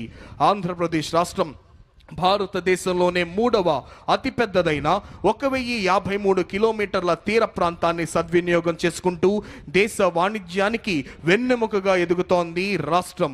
ప్రస్తుతం రాష్ట్రంలోని 5 ప్రధాన ఓడరేవుల ద్వారా ప్రతి సంవత్సరం 152 మిలియన్ టన్నుల సరుకు రవాణా జరుగుతోంది. ఇప్పుడు మన ముందుకు కదలి వస్తోంది ఆంధ్రప్రదేశ్ CRDA శకటం. ఆంధ్రప్రదేశ్ రాష్ట్రాన్ని 2047 నాటికి స్వర్ణాంధ్రప్రదేశ్గా తీర్చిదిద్దే లక్ష్యంతో రూపొందించిన 10 సూత్రాలలో గ్లోబల్ బెస్ట్ లాజిస్టిక్స్ ముఖ్య అంశం. ఈ దిశగా రాష్ట్ర ప్రభుత్వం రాజధాని అమరావతిని అంతర్జాతీయ ప్రమాణాల మౌలిక వసతులతో సమగ్ర రవాణా సదుపాయాలకు కేంద్రంగా అభివృద్ధి చేస్తోంది. ఏపీ CRDA మరియు అమరావతి డెవలప్మెంట్ కార్పొరేషన్ ఆధ్వర్యంలో ట్రంక్ ఇన్ఫ్రా పనులు వేగంగా జరుగుతున్నాయి. రహదారులు, రైలు మార్గాలు, పోర్టులు, విమానాశ్రయాల మధ్య సమన్వయంతో మల్టీ మోడల్ కనెక్టివిటీ కల్పిస్తోంది ఏపీ CRDA. అదిగో ఇప్పుడు మన ముందుకు కదలి వస్తోంది నెట్ క్యాప్ ఇంధన శాఖ శకటం. ఆంధ్రప్రదేశ్ను 2047 సంవత్సరం నాటికి స్వర్ణాంధ్రగా తీర్చిదిద్దే దిశగా అభివృద్ధి, సుస్థిరత మరియు తక్కువ ఖర్చుతో కూడిన ఇంధన లభ్యత కోసం ఈ 10 సూత్రాలు మార్గదర్శకాలుగా పనిచేస్తున్నాయి. రాష్ట్రం ICE పాలసీ 2024 ద్వారా 10 లక్షల కోట్ల క్లీన్ ఎనర్జీ పెట్టుబడులను ఆకర్షించి యువతకు ఉద్యోగాలను, గ్రామాలకు ఆర్థిక సుస్థిరతను కల్పిస్తోంది ఇంధన శాఖ. ఇప్పుడు మన ముందుకు వస్తోంది చేనేత మరియు జౌళి శాఖ శకటం మ్యాజిక్ వీవ్స్ యాప్కో సుస్థిర వినూత్న కార్యక్రమం. ఈ కార్యక్రమం సమాజ చర్చలకు ఒక సుస్థిర వేదికగా నిలుస్తోంది. అనాథలు మరియు బలహీన వర్గాల పిల్లలకు బ్యాగ్ స్టిచ్చింగ్, కటింగ్, డిజైనింగ్, నాణ్యత, ఖర్చు లెక్కింపు వంటి శిక్షణలు అందిస్తోంది. చైల్డ్ వెల్ఫేర్ సంస్థలు మరియు NGOల సహకారంతో శిక్షణ పొందిన లబ్ధిదారులకు యాప్కో యంత్రాలు, మౌలిక వసతులు, మార్కెట్ అనుసంధానం అందించి తయారైన ఉత్పత్తులను తన అవుట్లెట్లు మరియు ప్రదర్శనల ద్వారా విక్రయిస్తోంది. దీని ద్వారా వారికి నాణ్యమైన పారితోషికం, ఆత్మవిశ్వాసం, సామాజిక గౌరవం లభిస్తోంది. అనాథ బాలలను సృజనాత్మక భాగస్వామ్యులుగా మలచడమే ఈ యొక్క పథకం లక్ష్యం. అదిగో అంగరంగ వైభవంగా మన ముందుకు వస్తోంది ఉద్యాన శాఖ శకటం. రైతు ఆదాయం, విలువ జోడింపు, సుస్థిర వ్యవసాయం, పచ్చదనం. ఉద్యాన శాఖ శకటం రాష్ట్ర ఉద్యాన రంగ అభివృద్ధికి ప్రతిరూపం. కొబ్బరి నుంచి కోకో వరకు, వెదురు నుంచి కాఫీ వరకు, రాయలసీమ నుంచి అరకు వరకు రైతు ఆదాయం పెంపు, పర్యావరణ సమతుల్యత, సుస్థిర అభివృద్ధి దిశగా రాష్ట్రం దృఢంగా ముందుకు సాగుతోంది. రాష్ట్రం సాధించిన ఉద్యాన విజయాలను గ్రామీణ ఆర్థిక అభివృద్ధి, పర్యావరణ సంరక్షణ, రైతు సంక్షేమాన్ని ఈ శకటం ప్రతిబింబిస్తుంది ప్రోడక్ట్ పర్ఫెక్షన్ అనే భావంతో. అదిగో ఇప్పుడు మన ముందుకు కదిలి వస్తోంది స్వచ్ఛాంధ్ర కార్పొరేషన్ శకటం. 2047 నాటికి ప్రతి పౌరుడికి శుభ్రమైన పరిసరాలు, పచ్చదనం, ఆరోగ్యవంతమైన జీవనం, ఆర్థిక సంపద మరియు ఆనందమయ భవిష్యత్తు అందించాలనే సత్సంకల్పంతో స్వచ్ఛ, సుస్థిర, ప్రకృతిహిత రాష్ట్రంగా ఆంధ్రప్రదేశ్ను తీర్చిదిద్దాలనే దృఢ సంకల్పంతో కూటమి ప్రభుత్వం ముందుకు సాగుతోంది. స్వర్ణాంధ్ర విజన్ 2047లోని 9వ స్తంభమైన స్వచ్ఛ ఆంధ్ర భావన ఆధారంగా రాష్ట్రాన్ని శుభ్రమైన, హరితమైన, ఆరోగ్యకరమైన రాష్ట్రంగా అభివృద్ధి చేస్తోంది రాష్ట్ర ప్రభుత్వం. ఇప్పుడు మన ముందుకు కదలి వస్తోంది పంచాయతీరాజ్ మరియు గ్రామీణాభివృద్ధి శాఖ శకటం స్వర్ణ పంచాయతీ, స్వచ్ఛ పంచాయతీ. స్వర్ణాంధ్ర విజన్ 2047 లక్ష్య సాధనలో భాగంగా రాష్ట్రాన్ని స్వచ్ఛ ఆంధ్రప్రదేశ్గా మార్చాలనే దృఢ సంకల్పంతో గ్రామీణాభివృద్ధి, పంచాయతీరాజ్ శాఖల విస్తృత స్థాయిలో చర్యలు చేపడుతున్నాయి. గౌరవ ముఖ్యమంత్రి శ్రీ నారా చంద్రబాబు నాయుడు గారి నాయకత్వంలో, గౌరవ ఉప ముఖ్యమంత్రి శ్రీ కొణిదెల పవన్ కళ్యాణ్ గారి మార్గదర్శకత్వంలో ప్రతి గ్రామాన్ని పరిశుభ్రమైన సుస్థిరమైన స్వర్ణ పంచాయతీగా తీర్చిదిద్దడం ఈ కార్యక్రమాల యొక్క ప్రధాన లక్ష్యం. గ్రామీణ ప్రాంతాలలో పరిశుభ్రత, పర్యావరణ పరిరక్షణ, నీటి నిల్వ, సేంద్రియ వ్యవసాయ అభివృద్ధి దిశగా మహాత్మా గాంధీ జాతీయ గ్రామీణ ఉపాధి హామీ పథకం క్రింద అనేక వినూత్న కార్యక్రమాలు ప్రారంభించబడ్డాయి పంచాయతీరాజ్ మరియు గ్రామీణ అభివృద్ధి శాఖ ద్వారా. అదిగో ఇప్పుడు మన ముందుకు కదలి వస్తోంది ఆంధ్రప్రదేశ్ ఆర్టీజీఎస్ శకటం. ఆంధ్రప్రదేశ్ రాష్ట్రం భవిష్యత్తు వైపు ధైర్యంగా అడుగులు వేస్తూ డీప్ టెక్నాలజీలను వినియోగించి పరిపాలన, సేవల అందచేత ప్రజల దైనందిన జీవితాన్ని రూపాంతరం చేస్తోంది. Artificial intelligence, block chain, internet of things, drones, robotics, automation, అధునాతన డేటా విశ్లేషణ వంటి సాంకేతికతలు ఇకపై ప్రయోగ స్థాయిలో లేవు. ఇవి ఇప్పటికే ప్రభుత్వం ఎలా ప్రణాళికలు రూపొందిస్తుంది, ఎలా స్పందిస్తుంది, ప్రజలకు సేవలు ఎలా అందిస్తుంది అనే విధానాన్ని పూర్తిగా రూపాంతరం చేస్తున్నాయి. ఈ మార్పు వెనుక ఉన్న ప్రధాన ఆలోచన డేటా ఇంటెలిజెన్స్, ఆటోమేషన్ ద్వారా వేగవంతమైన, పారదర్శకమైన, సమర్థమైన పరిపాలన.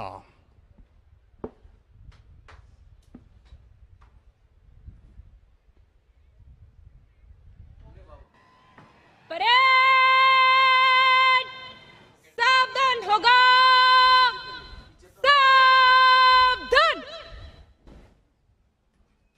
परेड खुली लाइन चलेगा, खुली लाइन चल. परेड मध्य सच करेगा, मध्य सच.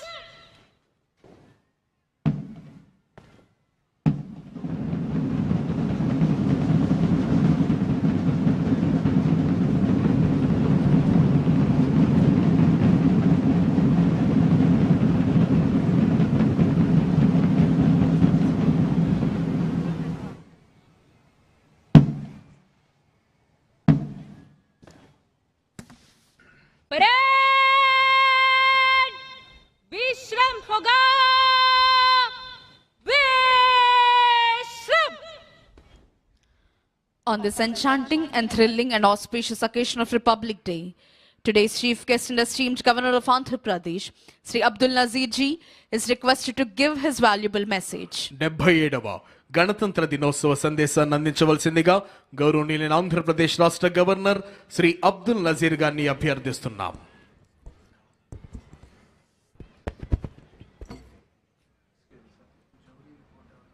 My dear fellow citizens of Andhra Pradesh, I extend my warm greetings to you on this 77th Republic Day. It's a privilege to share this moment with every individual whose dedication strengthens our state and enriches its future. I see our farmers who sustain millions, our fishermen who brave the seas, our teachers who enlighten minds, our healthcare workers who serve with compassion, our innovators shaping new ideas, our women building futures, and our entrepreneurs generating livelihoods. You, the people of Andhra Pradesh, remain the true architects of our progress. Today's celebration is historic. For the first time, the national flag is being hoisted in Amaravati, the people's capital of Andhra Pradesh. For several years, our state remained without clear direction, its capital project stalled, its economic confidence shaken. The absence of continuity eroded investor trust and weakened financial stability. Yet, despite these challenges, this government has worked with quiet determination, inch by inch, decision by decision, to restore stability and rebuild confidence. Every initiative Every reform, every review has been aimed at reviving growth and fulfilling the aspirations of our people. This effort has not been easy. It has demanded discipline, resilience, and faith in our collective purpose. But the results are visible. Projects are moving, institutions are regaining strength, and public trust is being rebuilt. The journey of recovery and transformation has begun. To guide this course, my government has anchored its actions in a clear vision, Swarnandhra at 2047. Our goal is to build a strong, inclusive, and globally competitive state by the centenary of India's independence. The guiding framework for this vision is the Padi Sutralu, the 10 fundamental principles of governance. On this Republic Day, I am proud to place before you the progress achieved under these 10 guiding principles that define the direction and destiny of our state.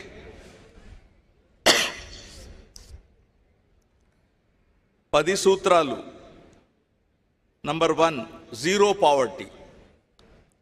The Super 6 implementation lies at the heart of my government's efforts to deliver dignity, pride, security, and happiness to every individual and empowerment to every family in Andhra Pradesh. In recent years, society has become increasingly unequal with a widening gap between the haves and have-nots. My government is reversing this trend by combining robust welfare measures with wealth creation and improved living standards for all.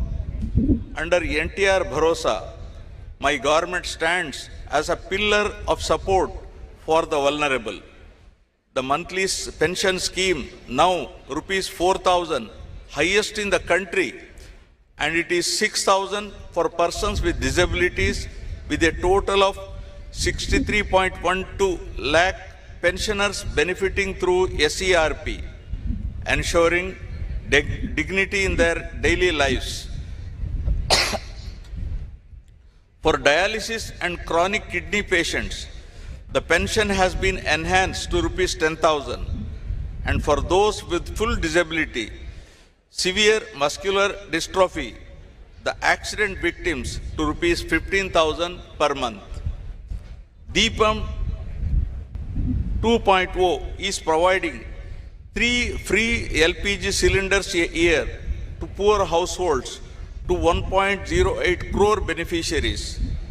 Fortified rice rich in iron, vitamin B12 and folic acid is supplied to all rice card holders with free rice for AAY families. The Stree Shakti free bus travel scheme, launched on 15th August 2025, has enabled 37.80 crore women, girls, and transgender persons to travel free, raising women's share of bus journey from 40% to 65%. A new family benefit management system with a dynamic family score will classify households and issue family cards from June 2026, including welfare coverage from 90.74% to 98.15%. Rupees 978 crores dispersed under the PM Swanidhi to 3.42 lakh families. Tripti canteens in 3 cities, 18 job melas with 2,673 offers, and rupees 15,000 annual support to 2.90 lakh auto, taxi and maxi cab drivers under Auto Driver Sevalo with an outlay of rupees 436 crores.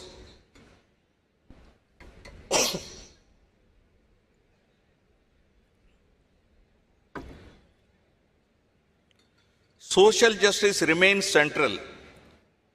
Subcategorization has been taken up to ensure equitable reservation amongst SC subgroups based on backwardness. Economic support for the scheduled caste has risen sharply from an average of rupees 70 crores per year during 2019 to 24 to rupees 115 crores per year in 24-26. Additionally, rupees 3,938.75 crores were released to 11.44 lakh SC pensioners with major investments in hostels and housing. For 25-26, rupees 341 crores have been allocated under SC economic support schemes to create sustainable livelihoods for 20,692 beneficiaries. For the backward classes, the government remains committed to economic empowerment and social dignity. Through the BC Cooperative Finance Corporation, rupees 11,620 crores have been channelized this year. Representation has strengthened with 33% reservation for BCs in legislative bodies and steps to implement 34% reservation in local bodies and nominated posts.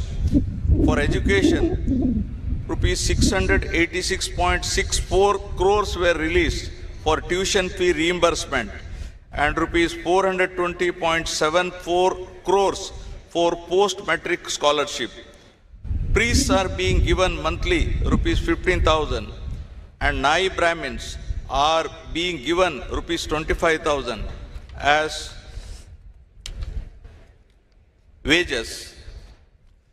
Under tribal welfare, rupees 8,159.68 crores have been allocated under the scheduled tribes component, with rupees 4,726.46 crores utilized and a dedicated budget of rupees 4,671 crores for 2025-26. Investments include rupees 35 crore Tribal Freedom Fighters Museum at Tajangi. It's in ASR district. And infrastructure under P1 PM Janman with 249 roads and 183 hostels sanctioned for PVTG habitations. For minorities, rupees 2,800 crores have been released to 4.38 lakh pensioners and rupees 310 crores proposed in loan support for MSMEs. Work protection is being strengthened through dedicated revenue officials, while rupees 135 crores have been extended as honorarium to 5,000 imams and 5,000 muezzins, along with rupees 80 crores to 8,427 pastors. Housing remains a core priority. Under Housing for All, in Andhra Pradesh 2047, Swarnandhra 2047, all eligible families are being provided with Pakka houses. 3 lakh homes were inaugurated on 12th November 2025 and another 5 lakhs will be completed by Ugadi 2026. The program includes rupees 3,220 crores in additional support for SC, ST and BC beneficiaries and house sites of 3 cents in rural and 2 cents in urban areas for landless. To tackle poverty-related malnutrition, Mission Saksham Anganwadi and Poshan 2.0 supplies supplementary nutrition to 3.89 lakh pregnant and lactating women and 20.13 lakh children. Under Dokka Sitama Madhyana Badi Bhojanam, 35.66 lakh students in 43,892 schools received midday meals, including Ragi Java, and Jagari Chikki through a rupees 2,261 crore budget, including intermediate schools. In addition, 204 urban Anna canteens and 1 rural canteen are functional, with 70 more rural units coming up to ensure affordable, nutritious food for all. The P4 program, that is Public-Private People Partnership, launched on Ugadi 2025, is advancing the goal of zero poverty by uniting government, industry, and communities to uplift the bottom 20% of the population. Over 1 lakh Margadarshi have adopted 10.30 lakh Bangaru Kutumbalu, working family by family to eliminate deprivation. Together, these initiatives have strengthened household security and dignity. With this foundation in place, the government now turns its focus to creating jobs, building skills, and ensuring sustainable livelihoods for the youth of Andhra Pradesh. Now, number 2, employment and skilling, Yuvagalam. The energy and aspiration of our youth define Andhra Pradesh's future. My government is committed to creating 20 lakh jobs in 5 years under the Yuvagalam promise.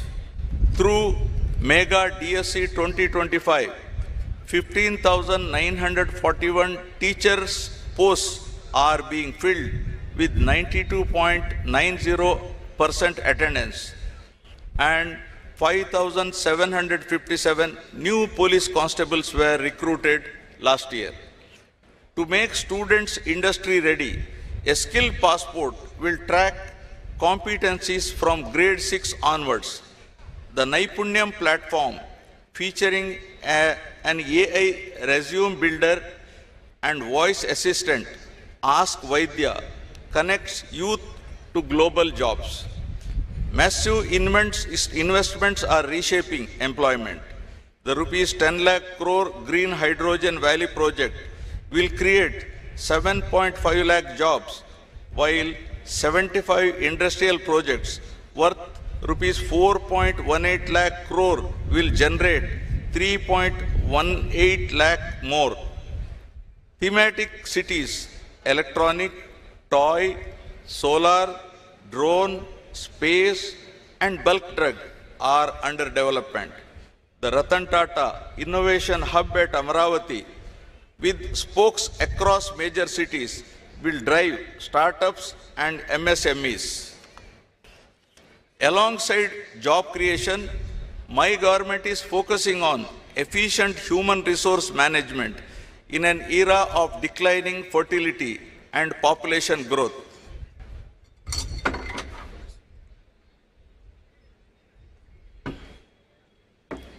Now, third, population management and human resource development. Falling fertility rates worldwide, from Japan to South Korea to Europe, are reshaping demographics and redefining sustainable development. Andhra Pradesh stands at this inflection point with a median age of 32.5 years versus India's 28. True growth lies in nurturing human capital. My government is moving from population control to population management, establishing fertility colleges for reproductive health and elderly club at mandal level. We are also promoting the silver economy for citizens, dignity and engagement. Education anchors this vision. Under Talliki Vandanam, rupees 10,090 crores have been sanctioned to provide 15,000 annually to every school-going child, classes 1 to 12, benefiting 67.27 lakh students and 42.69 lakh mothers. Sarvepalli Radhakrishnan student kits ensure dignity while a Guinness World Record was achieved with 99.68% parental participation in a statewide PTM. Deep Tech is transforming learning with VR labs in 2,500 schools, smart TVs in 29,692 primaries, and no bag days twice a month. AP model schools achieved an 84% SSC pass rate. Mustabu, the smart kitchen initiatives are being scaled up statewide. In the intermediate education, 26 lecturers received Best Teacher Awards, centralized assessments, and Vidya Shakti remedial classes aid slow learners. In higher education, 98 government degree colleges are NAC accredited and honors-based single major programs introduced. Rupees 550 crores are allotted for new college building and hostels. Technical education recorded a 94.6% placement rate, up from 50.3%. All 28 diploma programs will adopt C26 standards with quantum computing and AI fundamentals from June 2026. Universal health insurance is being expanded to 1.63 crore families under Arogya Bhima. PPP mode medical colleges are ensuring accessible, affordable, quality healthcare. Through Sanjeevani initiative of a tech-enabled public healthcare transformation project piloted in Chittor district, soon to be rolled out across the state. And for our population to thrive, water security remains the most vital priority. Water security. Water is the lifeline of Andhra Pradesh, and my government treats every drop as precious, securing both fields and taps. We are advancing the interlinking of rivers from Vamshadhara to Godavari, Krishna and Penna to ensure every cultivable acre receives adequate water. The Polavaram project, despite past setbacks, is progressing rapidly with 100% spillway and powerhouse excavation completed and the diaphragm wall nearing completion, targeting commissioning by December 2027. It will irrigate 7.2 lakh new acres, stabilize 23.50 lakh acres, and generate 960 megawatt of power. The Pola Subbaya Veligonda project, with key tunnel works underway, will supply water to drought-prone Prakasham, Nellore and Kadapa districts by June 2027. The Polavaram Nallamala Sagar link is being actively pursued.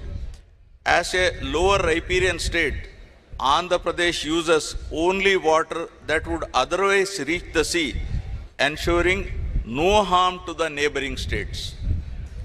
Phase 1 of Handri Niva is near completion, widening the main canal to 3,024 cusecs to serve Rayalaseema and contributing to 106.54 lakh acres of irrigation potential. In June 2025, 216 TMC of flood water was diverted to reservoirs and tanks across Rayalaseema under the Chief Minister's guidance, achieving 91.23 storage in November 2025 and 926.50 TMC as of January 2026, adequate till May 2026. Groundwater improved to 6.54 meters below ground level, increasing total availability to 722 TMC, showing the success of integrated water management. The Andhra Pradesh micro irrigation project was revived, drip and sprinkler irrigation after 2019-24 with higher subsidies to boost water efficiency. We aim to maintain groundwater at 8 meters pre-monsoon and 3 meters post-monsoon. The Jal Jeevan mission is being revamped to achieve universal rural tap connections by 2028 through sustainable surface water-based multi-village schemes. Scientific tank management now ensures tanks fill with surplus canal water ahead of cropping seasons. With water security as the foundation, we are building infrastructure that connects Andhra Pradesh to the nation and the world. Now, farmer agri-tech. A state truly prospers when its Annadata thrives. My government stands shoulder to shoulder with farmers, blending traditional wisdom with modern technology. Through Polam Pilustondi, Raitanna Me Kosam, we have reached almost every village to extend field level support. The Pancha Sutralu strategy focuses on water security, demand driven agriculture, agri-tech, food processing and government support. The price stabilization fund released rupees 1175.81 crore for 9 different crops.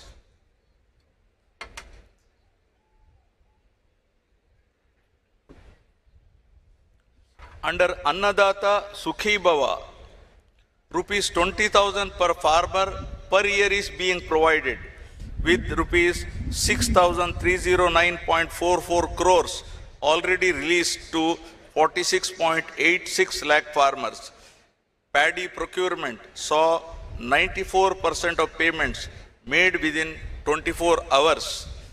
Agriculture is going digital with digital farmer IDs, e-Panta surveys, Kisan drone banks, APAIMS 2.0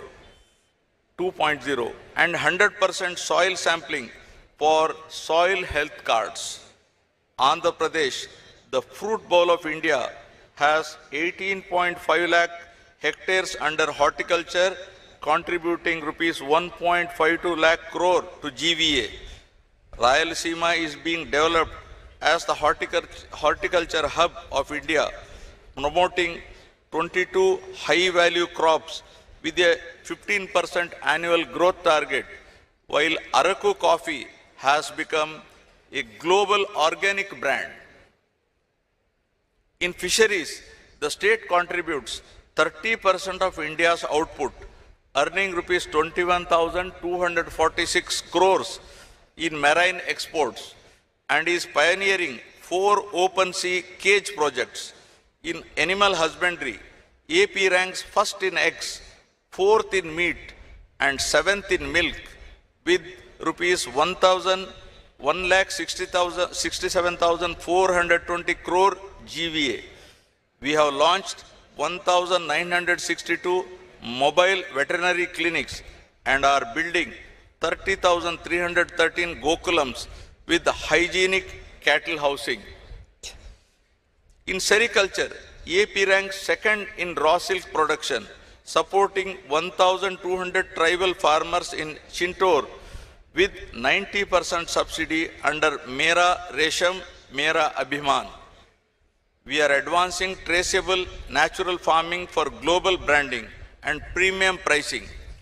Strengthening agriculture now goes hand in hand with building world-class logistics to take this bounty to global markets. Now, 6th, global best logistics and infrastructure. Roadways, railways, inland waterways, seaways, and airways, all being developed through an integrated plan for which we have rolled out AP Logistics Infrastructure Corporation, AP Link focusing on efficient movement of cargo and comfortable travel for passengers. Between 2019 and 2024, road infrastructure had languished in neglect. After this government took charge, we made pothole-free roads a mission, delivering visible lasting results across the state. We are rebuilding Amaravati with renewed vigor, having secured financial closures for key projects including the N5 and E3 roads and the Governor's Residence Complex. With 92.15% land pooling completed and the Aadhaar-based NSP portal launched, the trust of our farmers stands reaffirmed. Beyond the capital, we are shaping the Visakhapatnam economic region into $750-800 billion economic engine by 2047.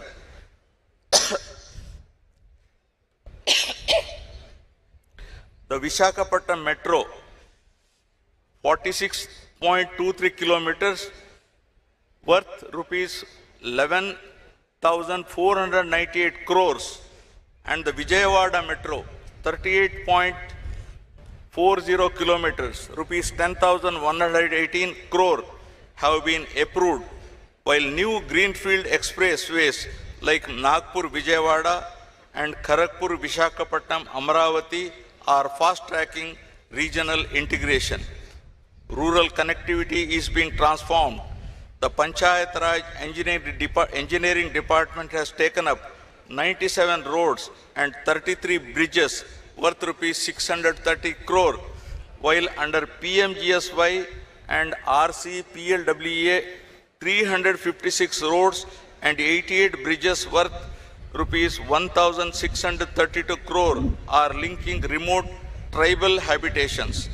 The AP Rural Road Strengthening Project is upgrading 4,007 kilometers of roads across 157 constituencies through 1,299 works worth rupees 2,123 crores. Modern mobility is also our focus. The Transport Department is upgrading services and APSRTC has introduced 1,489 buses, including the State Liner Sleeper Series. Automated testing stations are being established in 18 districts alongside new driving training centers to enhance safety and skill development. On maritime and aviation fronts, Andhra is positioning itself as the East Coast hub for trade with the East and Southeast Asia. We are developing greenfield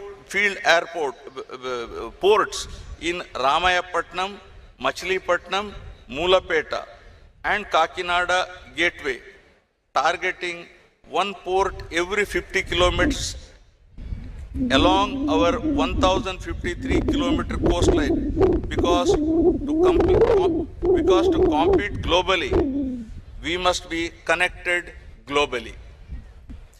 Aviation infrastructure is expanding beyond 6 airports, with Bhogapuram International Airport nearing completion by June 2026 and new 9 airports planned across the state from Nellore to Anantapur.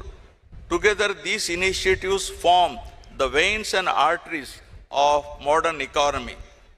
Our goal is very clear: to cut logistic costs from 15.7% to 7.8% of GSDP, making Andhra Pradesh a leader in connectivity and a model of the Swarnandhra vision. Infrastructure drives growth, but it needs power to run.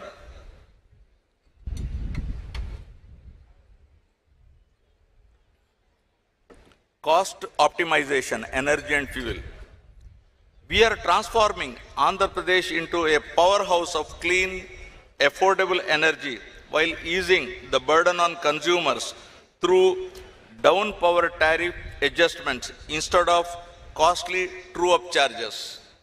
We have rolled out the Integrated Clean Energy Policy 2024 with a target of 160 gigawatt renewable capacity, including 78.50 gigawatt of solar and 35 gigawatt of wind, positioning the state as India's green hydrogen capital with 1.5 million metric tons annual production by 2029, backed by dedicated green energy corridors and port-led export hubs.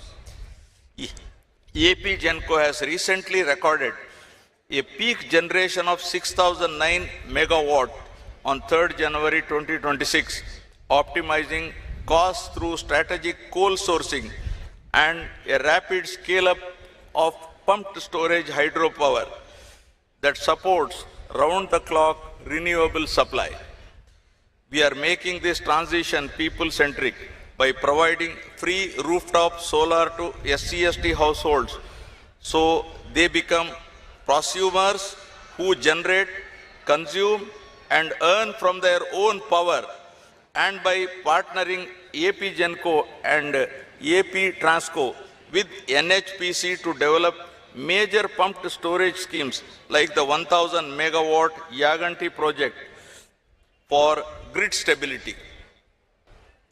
Under PM Kusum, we are solarizing 3 lakh agricultural pump sets to provide reliable daytime power to farmers, along with large-scale investments in green hydrogen, biofuels, e-mobility, and storage under the AP Integrated Clean Energy Policy and EV Policy 4. Andhra Pradesh has already attracted clean energy investments of rupees 4.54 lakh crore at the recent partnership summit and is steadily advancing towards its ultimate goal of becoming a net zero state by 2047. Product perfection, brand AP. Andhra Pradesh has emerged as a leading industrial destination driven by progressive governance, strategic location, and a sustained #1 ranking in ease of doing business since 2016. We are now moving from ease to speed of doing business with a clear vision of inclusive industrial transformation.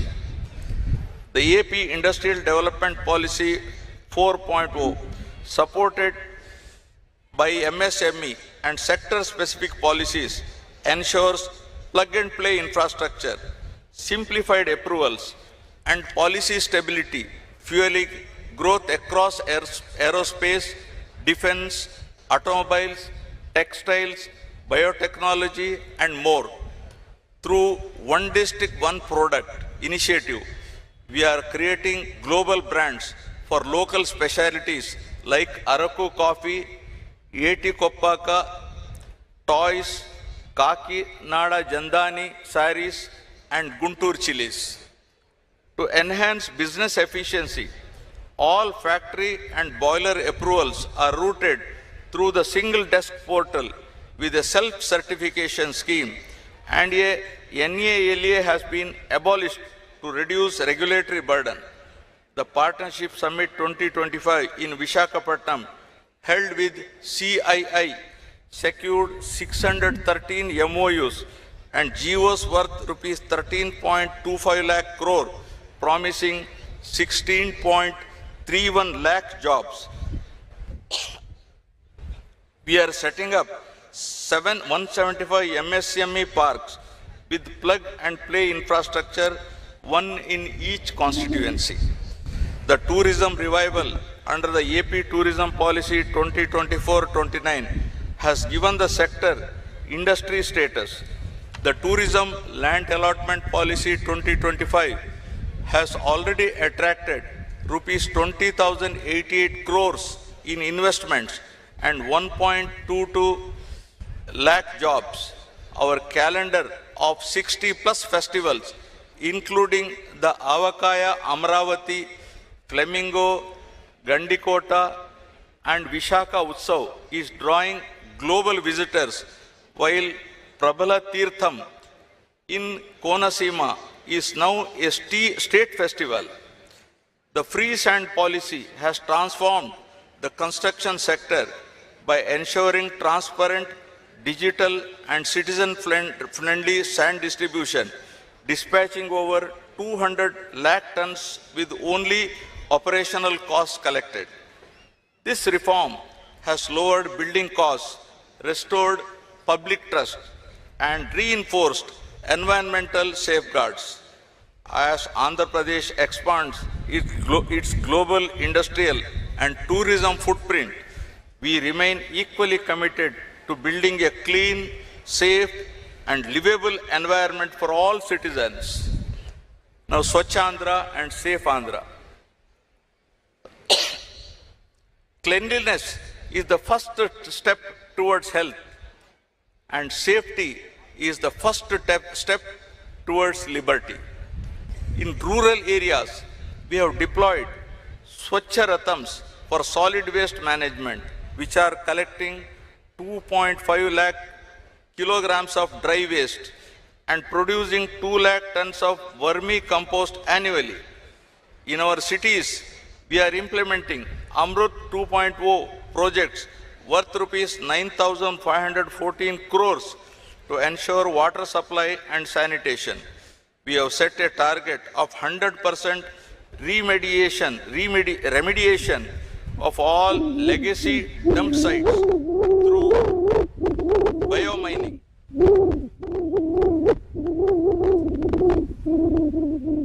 The MA and UD department is establishing waste to energy plants and material recovery facilities in 123 urban local bodies to process waste scientifically. Our motto is to provide clean air, clean water, unpolluted soil, and also to promote clean thoughts. Ensuring the safety of our citizens, the police department has modernized its force. We follow a zero tolerance to any law and order issue, prioritizing safety and security of our citizens. Disaster management remains a key focus. The RTGS and revenue departments successfully managed cyclones Monta and Ditwa, minimizing loss of life through early warnings and rapid response enabled by the effective use of modern technologies. We are strengthening our coastal resilience through the National Cyclone Risk Mitigation Project. All this could not have been achieved without the power of technology. Now, DPEC and smart governance. Technology is redefining governance in Andhra Pradesh, making services faster, life easier, and administration smarter. Every initiative is driven by a single goal: improving service delivery and bringing government closer to the people.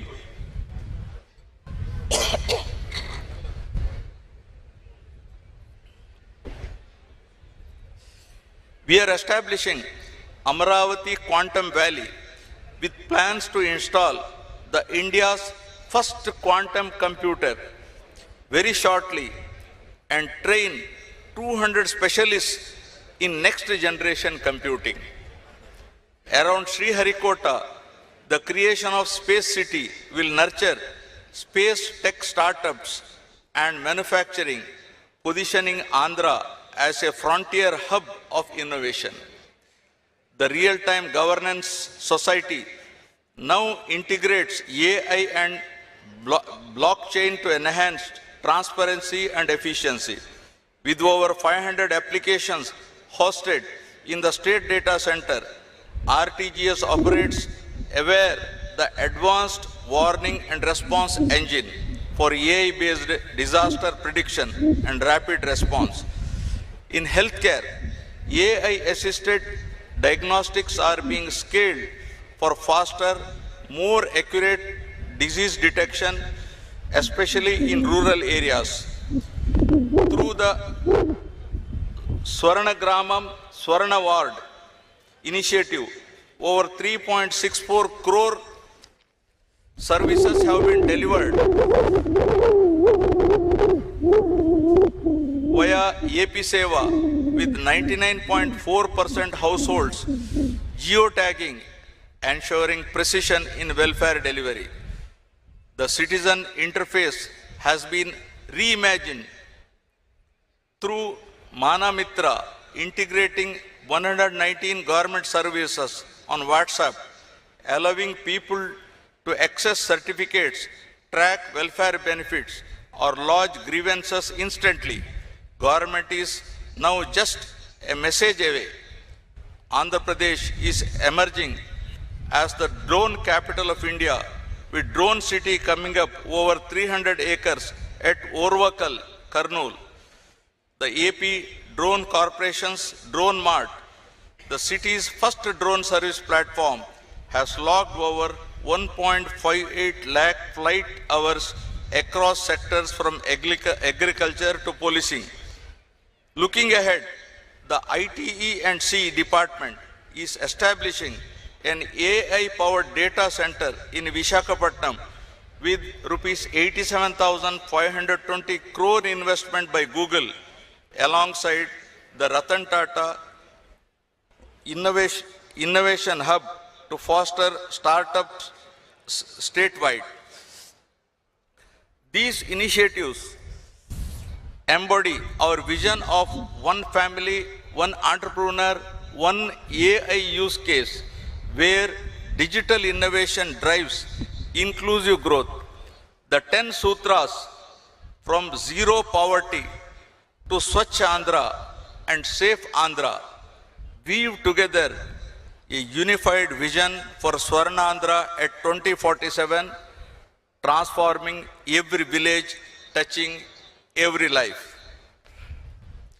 Dear friends, we are all living in very inspiring times. We are all living in very, very inspiring times. As I stated here, in historic Amaravati, where great civilizations once flourished and new dreams are taking shape, I feel immense pride in our past, confidence in our present, and faith in our future. On this 77th Republic Day, we celebrate not only our democracy, but also the indomitable spirit of Andhra Pradesh, a state that rises stronger from every challenge. The dreams that shaped our republic continue to guide us today: dignity, opportunity, and justice for every citizen. As we pay tribute to our republic, we must remember with gratitude the vision and intellect of Dr. B.R. Ambedkar and the members of the Constituent Assembly. The collective wisdom gave India a constitution that has stood the test of time, a living document that continues to safeguard liberty, equality, and fraternity. It is their unwavering commitment that has strengthened the unity and integrity of our great nation. Guided by our vision for Swarnandhra at 2047, we are building not just infrastructure, but a society of equal opportunity, where a farmer's daughter can become an engineer and a fisherman's son an entrepreneur.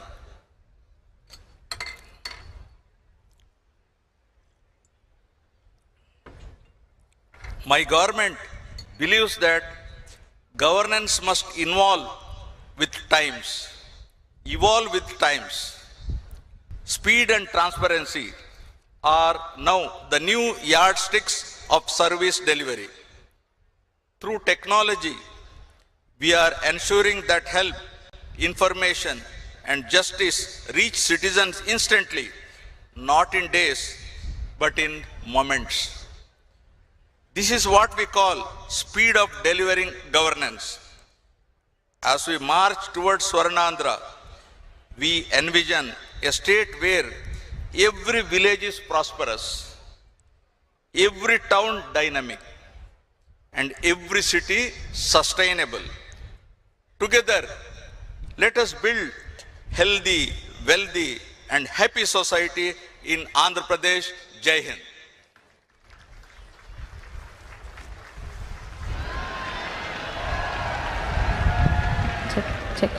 Thank you, sir, for your valuable and inspiring message.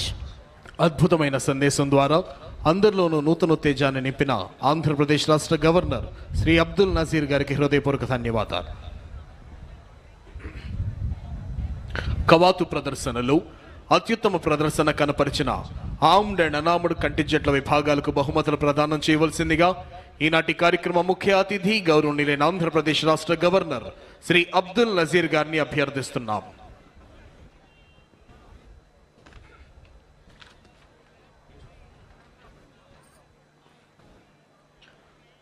Best Armored Contingent, Indian Army Contingent. Second Best Armored Contingent, 16th Battalion APSP Vishakhapatnam Contingent.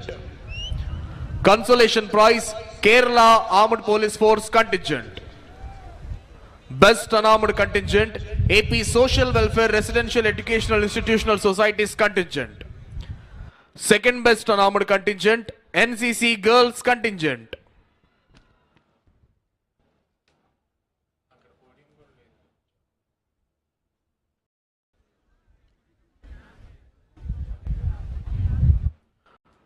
Best Armored Contingent, Indian Army Contingent.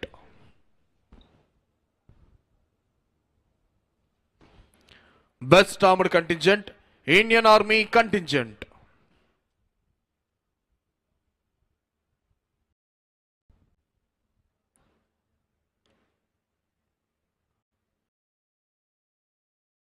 Second Best Armored Contingent, 16th Battalion APSP Vishakhapatnam Contingent.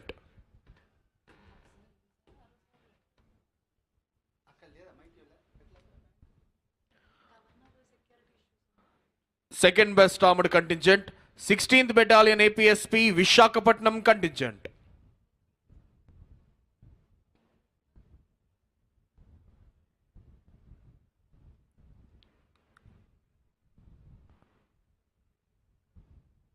Consolation Prize, Kerala State Special Police Force Contingent. Consolation Prize, Kerala State Armed Police Force Contingent.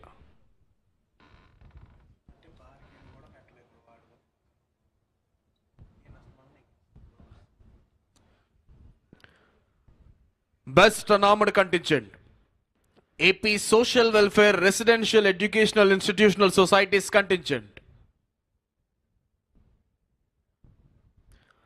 Best Unarmed Contingent, Andhra Pradesh Sanghika Sankshema Gurukula Paఠశాలల Contingent.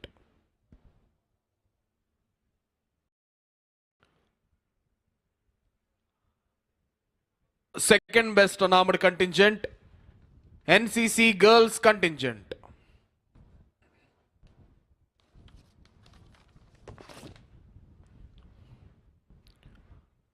Second Best Unarmed Contingent, NCC Girls Contingent. శకటాల ప్రదర్శనలో అత్యుత్తమ ప్రదర్శన కనపరిచిన 3 శకటాల విభాగాలకు బహుమతుల ప్రదానం. First prize వందే మాతరంకి 150 సంవత్సరాలు department of culture. First prize సాంస్కృతిక శాఖ శకటం. వందే మాతరంకి 150 సంవత్సరాలు ఆంధ్రప్రదేశ్ సాంస్కృతిక శాఖ శకటం.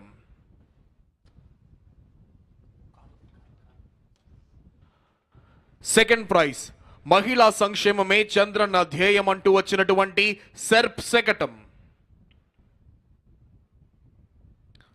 సెకండ్ ప్రైజ్ మహిళా సంక్షేమమే చంద్రన్న ధ్యేయం సెర్ప్ శకటం.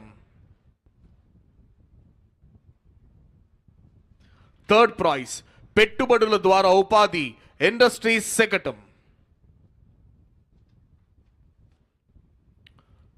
థర్డ్ ప్రైజ్ పెట్టుబడుల ద్వారా ఉపాధి ఇండస్ట్రీస్ శకటం.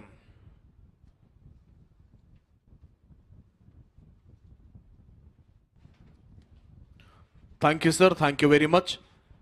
దయచేసి గమనించాలి, జైకార్ అనంతరం జాతీయ గీతాలాపన జరుగుతుంది. అది కేవలం గౌరవనీయులైనటువంటి ఆంధ్రప్రదేశ్ రాష్ట్ర గవర్నర్ శ్రీ అబ్దుల్ నజీర్ గారిని గౌరవించేందుకే చేసేది కాబట్టి ఏ ఒక్క యూనిఫామ్లో ఉన్న అధికారి సెల్యూట్ చేయవద్దండి. కేవలం గవర్నర్ గారు మాత్రమే ఈ ఆనర్ తీసుకుంటారు. Thank you.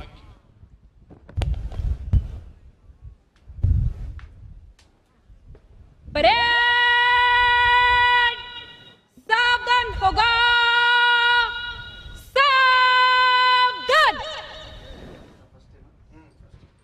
परेड मेरे साथ 3 बार भारत माता की जय कर बोलेगा। भारत माता की की परेड सलामी देगा, राष्ट्रीय सल्यूट, सलामी शस्त्र।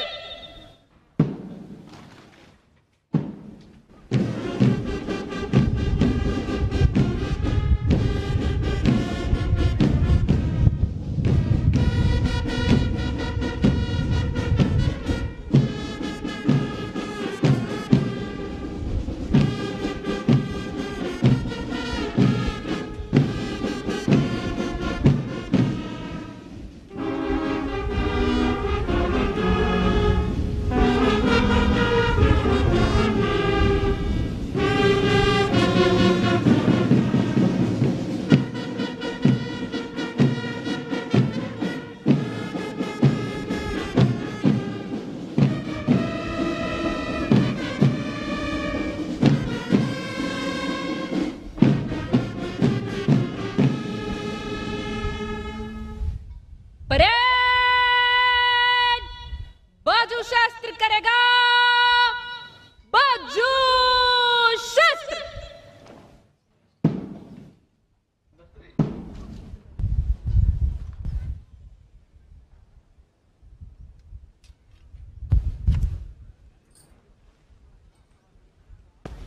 अरे तू ऐसी ना जगा लो।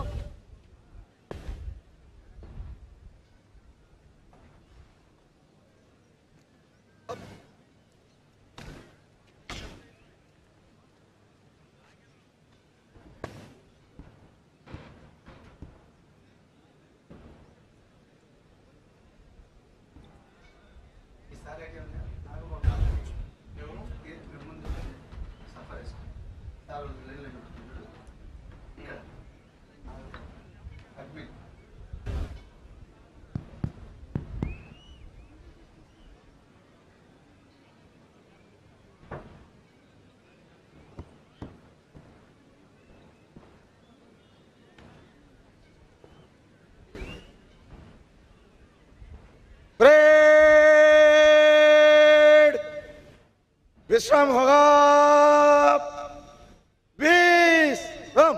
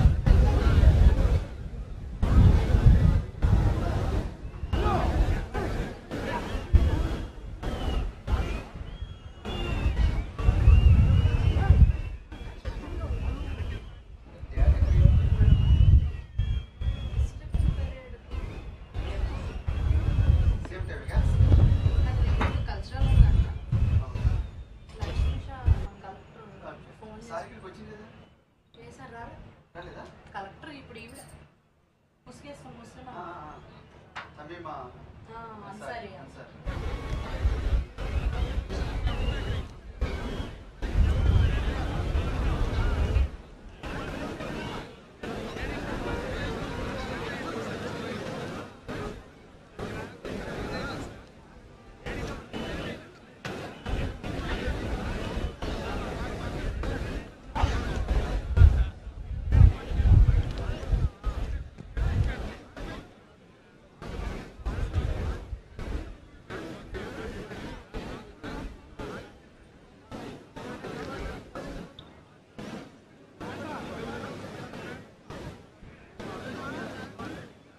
భూమి శస్త్ర చేయించు.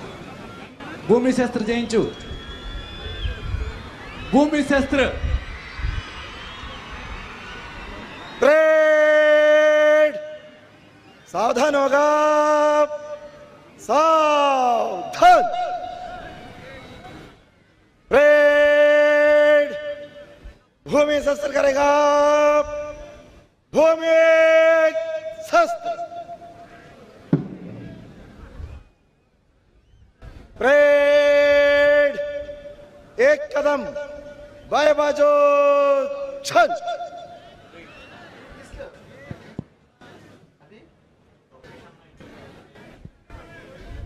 परेड मंचे से. हेलो. आगे बढ़ेगा मंचे हेलो. से.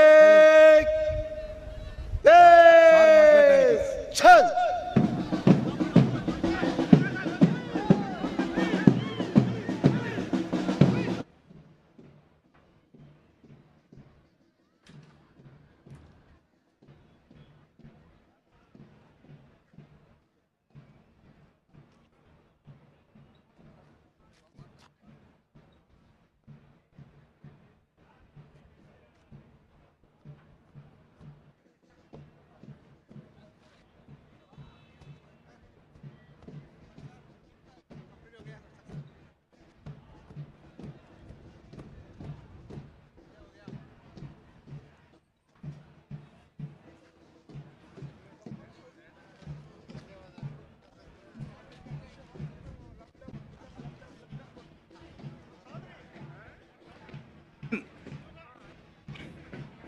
డ్రామా జరిగిపోయి ఇట్లా.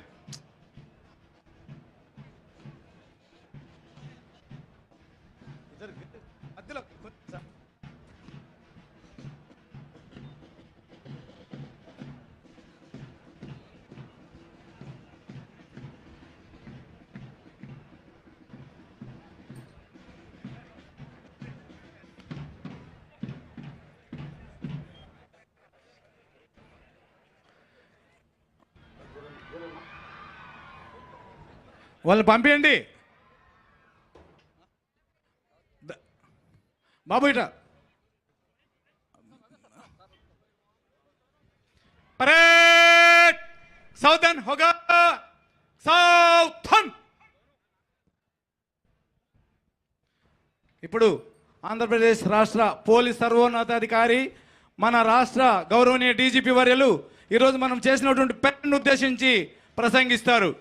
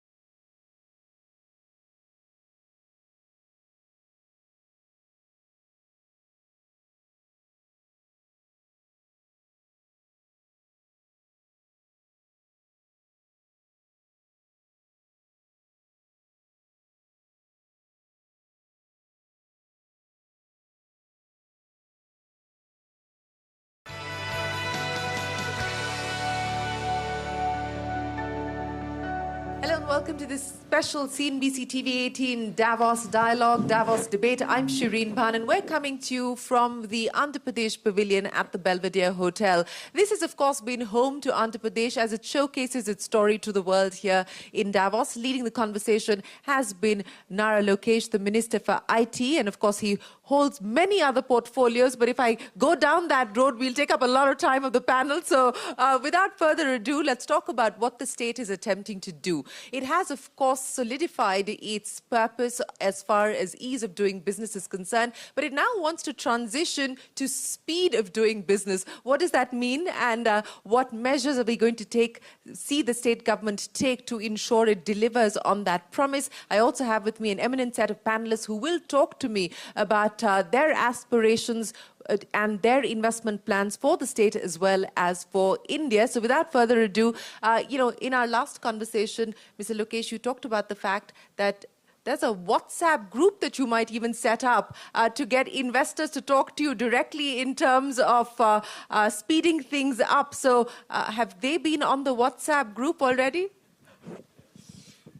I think two of the panelists have my number and they're in touch with me directly. So it's government on WhatsApp and governance by WhatsApp?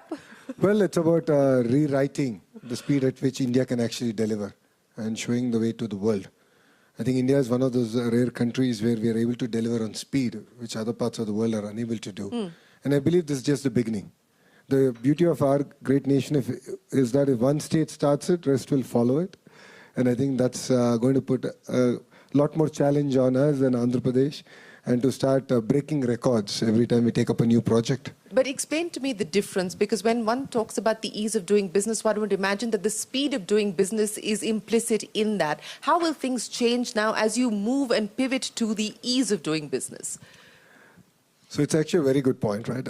Ease of doing business is about getting your permissions, making the entire process a lot more easy. I've started challenging my team on the service level agreements that we have on it. So for example, one of the partner who's here had an environmental clearance to be issued, but the SLA says it's 3 weeks. We got it done in 4 hours. So I believe that this is what we have to challenge every regulation that's out there, look at every SLA, and truly deliver on the speed of doing business. Okay, so how do you go from 3 weeks to 4 hours? One WhatsApp message from me. So I got to hear we work on strict timelines with all the investors in Andhra Pradesh. We monitor the projects on a weekly basis. So if a project is getting delayed, we try and understand what's the issue, and any feedback is taken positively. Even criticism is welcome, so we take it positively and we work on it. And that's how we were able to get this done in 4 hours. But, jokes aside, how do you institutionalize the speed of doing business at scale? Because not everybody can be on WhatsApp with you, or not every decision can be taken on WhatsApp by you. So how do you institutionalize speed at scale? I think it requires a fundamental cultural shift across, in politics, in the bureaucracy. So we are doing that. So we, from our chief minister up to, your VRO, we are all talking about on speed of doing business. So not the SMEs, all of them cannot reach out to me or be in touch with me. But we want to create an environment, a culture to deliver on that. That's one part. Second is the regulatory framework. So we have now formed a group which is being advised by self-made billionaires who are giving me input on which regulation, how do we go about it, how do we streamline it, and how can we truncate the time it takes for each of this, permissions and so on and so forth. And what are the permissions that we don't even need? Why does, for example, an IT company really need a pollution control board clearance, for crying out loud? So we're going to now look at each and every regulatory framework that's there in the state, and we're going to challenge the entire team, the bureaucracy, to come back and tell us why should it even be there. So deregulation, essentially. Yes. A big move on that. Big move on that. Sanjay, let me come to you, because your investment into the state of Andhra Pradesh made headlines with that big $15 billion announcement. How long did it take for you to make that decision, A, to go to Andhra Pradesh, and B, to get things done in Andhra Pradesh? Yeah, I think before I answer that, let me just start by saying I'm really delighted to be here on this panel, and good to see you again, Shireen. I think first I would start and say that we have been deeply committed to India as Google. I think we started more than 20 years back. And the memory that I carry of that is that 20 years back, internet penetration for women were so low. Yeah. And Google did a project called Internet Sati with Tata Trust. Today, the penetration of internet for women in India is almost parity. So I feel proud that we've been committed in a deep manner. And that comes to this $15 billion investment. We have committed even more deeply to this. And I think fundamentally it's 1 gigawatt plus capacity, subsea cables, the biggest project they're doing outside America for the first time. And I must say, I met the Honorable Chief Minister and respected Minister in mid-24. It was a conversation where he laid out, the Honorable Chief Minister laid out the vision, and by mid-25 it was done. It is one of the fastest projects we have done as Google in this region. And I really feel proud it's coming from India and coming from Andhra Pradesh. And I'll build on what Lokesh, you were saying on, I think, 3 themes which I think stand out for me. One is the idea of the way the Honorable Chief Minister defined what we're trying to do is good for Andhra Pradesh, good for India, good for Google. Which means it's a partnership. It's not a contract manufacturing. It's a big shift in the mindset, how we approach it. Second, I think, is very data-led decision-making, which is transparency. You know exactly what's happening. And third thing in my mind, which is what you just said, speed. This speed of moving things is the fastest I've seen.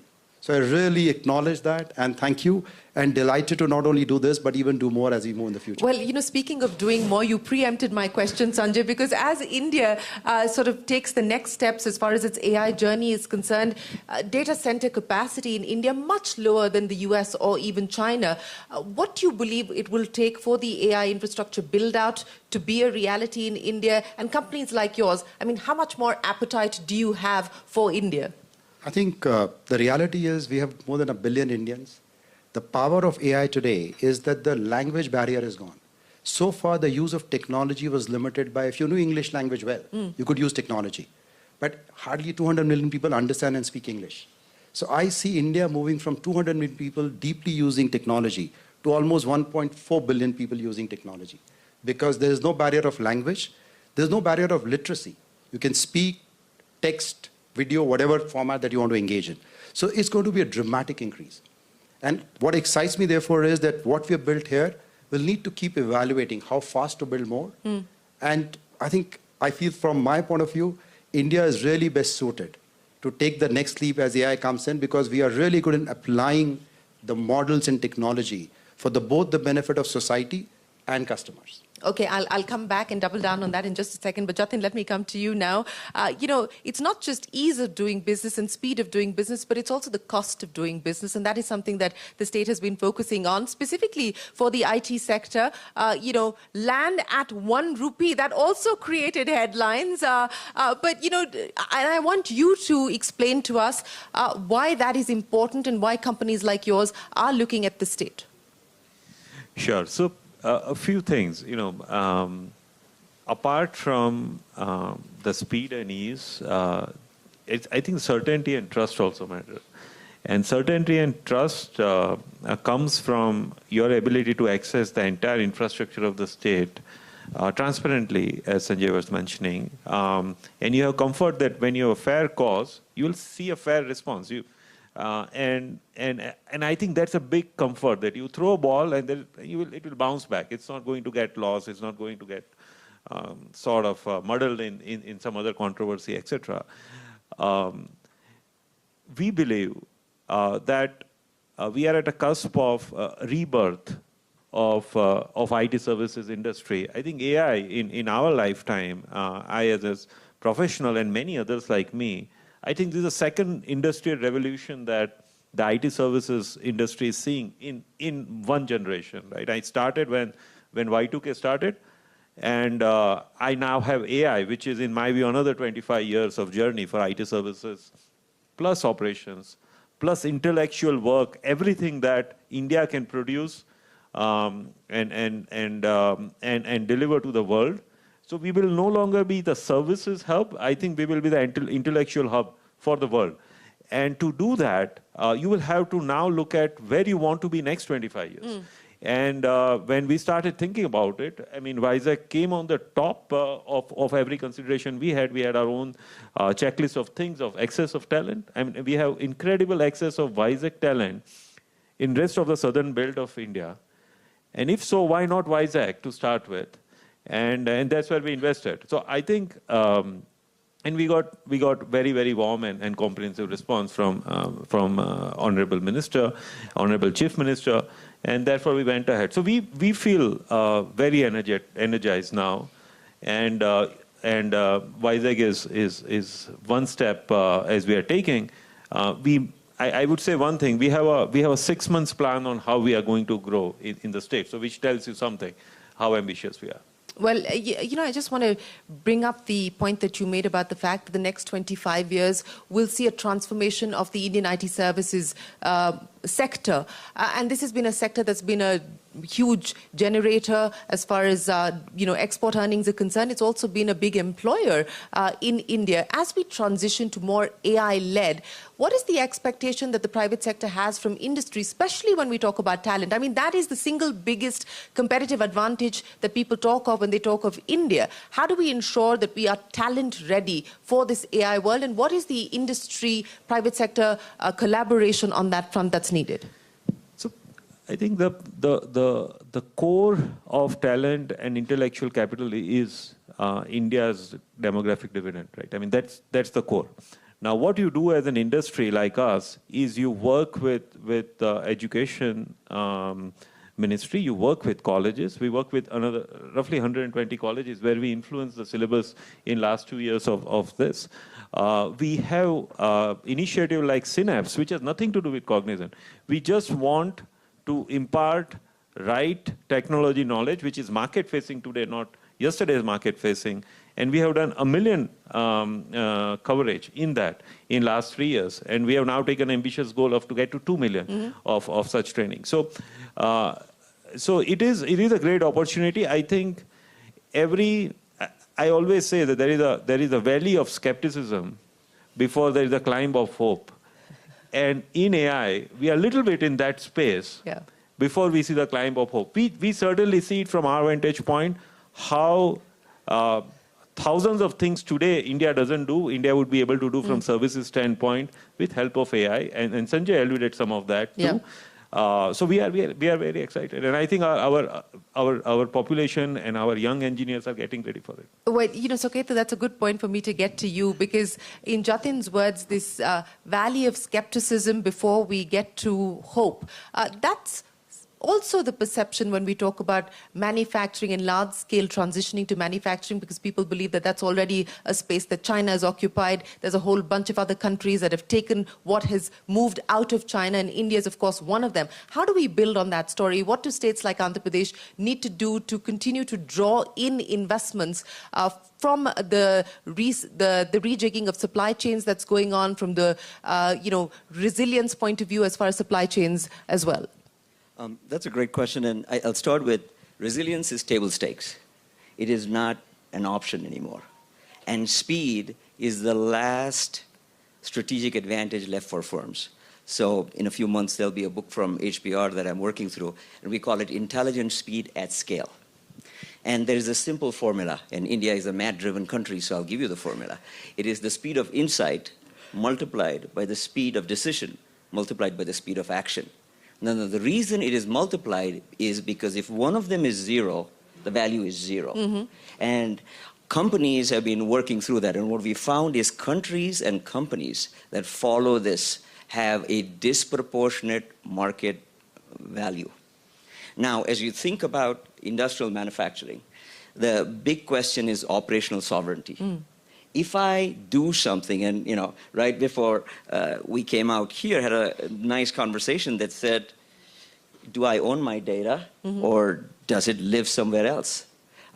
It can be a big challenge. The second piece is technology is core part of manufacturing. And if my processes cannot be designed in one place and used all over the world, I run into issues. And I'll give you an example. A client of ours has a facility in China, 400 million of revenue created. They have 210 people, 10 people on the line, 200 running AI. The same factory at a different Northern Hemisphere location has 1,000 people, 10 people are writing reports, and the other 990 are on the line. What we want to be, if India is going to drive this, is on the 210 side, not on the 1,000 side. Yeah. And that is the structural difference, both on the speed side as well as taking advantage. Well, that's an important point that you make. And how do we prepare to make that transition and be ready for that is the question.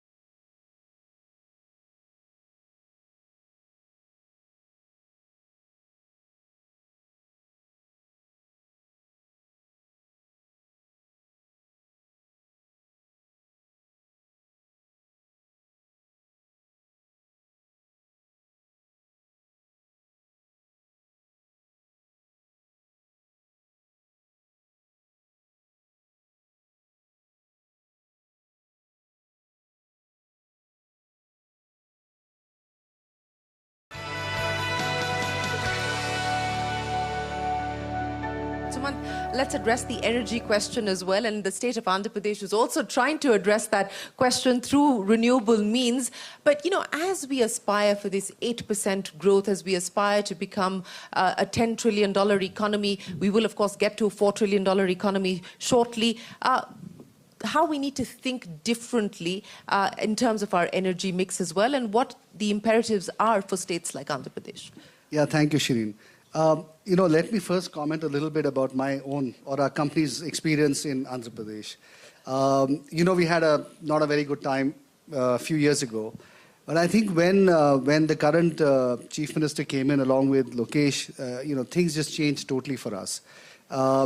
The kind of responsiveness, the kind of welcome that they sort of gave us was so remarkably different from what we had been experiencing until that point in time, that it sort of totally changed our minds about the state, even though going into it we were quite skeptical because of our prior experience. And there were 2-3 things that happened, which I think goes to the way in which the current dispensation operates.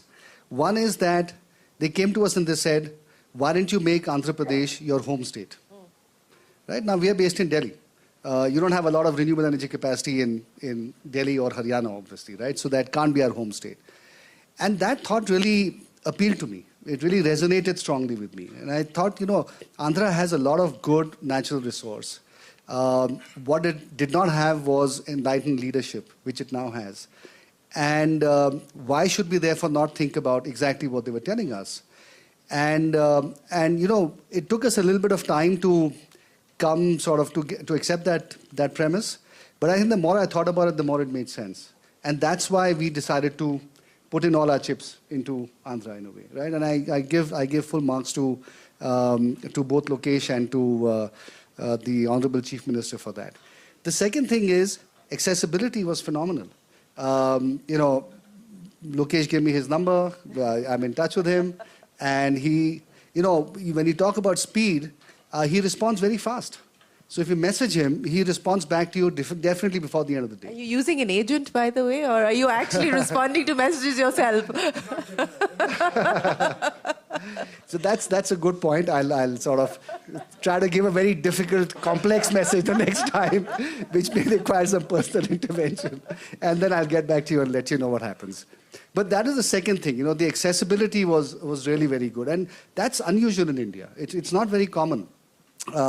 The third thing was not just the speed of responding to WhatsApp messages, but the speed of decision making. I think that was something that was also quite remarkable. And it's a very flat hierarchy. You talk to Lokesh, you talk to the Honorable Chief Minister, and you're pretty much, the decision gets made. And of course, it has to then be implemented, and all the proper documentation has to be done, and everything has to be checked out. But obviously, when the political side is pushing so hard, then the bureaucracy also tends to, not always, but tends to fall in line as much as possible. So I think our experience, therefore, has been very positive. And that's why, we were looking to set up our ingot wafer line and for solar manufacturing.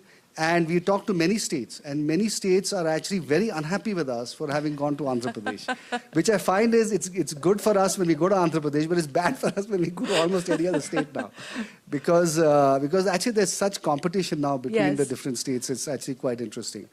So I think that's been our experience. The land has been allocated. We're now going to lay the foundation stone and get moving forward. And we're looking at what else we can do in the state. So I think that's really. Not answering your question. No, but I think you actually raised a very important point, because I think that's a relevant point, especially for people who are looking at investing in India as fresh investments, or even people who are looking at incremental investments. Policy continuity, tax certainty, policy predictability, political continuity as well. Decisions that you may have taken may get overturned by another government, by another dispensation, as was the case with Sumant. In this case, it actually worked to his advantage. But, how do you allay those apprehensions? How do you allay some of those concerns that investors may have? I mean, that is a challenge for the entire political system. I mean, if you look at it globally, to be fair, I think the Indian political system definitely looks a lot better. Saying that, I believe that there's greater maturity now coming in, and it requires greater discussion. But behind, all the investments, we're talking about, X amount of dollars or Y amount of land that's required. But the most fundamental point is the number of jobs we're going to create. And that is the narrative that this time around, as a state, we're very focused upon. it's important to explain to people that what's the impact that each of these investments will have and the kind of jobs it's going to create. So you create a very strong momentum so that things cannot be overturned. Yes, things have been reversed in the past, but I believe it's been an isolated incident for Andhra Pradesh in one administration. But look at it. Look at Hyderabad. What the foundations that Mr. Naidu laid in '94 have been continued. And look at the city today. Look at the state today. It has the highest per capita income in India. Because the narrative was set. So it's equally important for the politicians to not just look at this from an investment perspective, but also build a narrative so strong that whoever comes, I believe that there'll never be a change in Andhra Pradesh. India will be governing Andhra Pradesh for the foreseeable future, saying that it's important to ensure that a strong narrative is there and we are able to convince people at every point as we go forward. And that's an important point that you make. So I just want to build a little bit on this narrative that you want to build on the back of the jobs that these investments will create. What's part of that package? Jobs, of course, will be one pillar, but what's part of the package that you're going to be communicating, not just domestically, but internationally as well? No, see, as a state, we have a clear direction, right? We have the Swarnandhra mission, which is where we see Andhra Pradesh in 2047. So we have clear targets, we have clear sectors. We just spoke about manufacturing and the importance of, speed in manufacturing. I also believe that the way we have looked at it is a cluster-based approach. I've had opportunity to share that with you. And that's where we are working with Renew, and they've been supporting our initiative on a rapid prototyping center, which we want to bring in from Sydney and bring it into their ecosystem. So we are working on a very cluster-based approach where there's a tight integration between verticals and horizontals. Horizontal is education, certification, and so on and so forth. Verticals are all the different components and the players who are there, who make up the entire ecosystem, which I truly believe is missing in India as we speak. And that's why we are struggling with manufacturing. We are not at the pace at which we should be as a nation.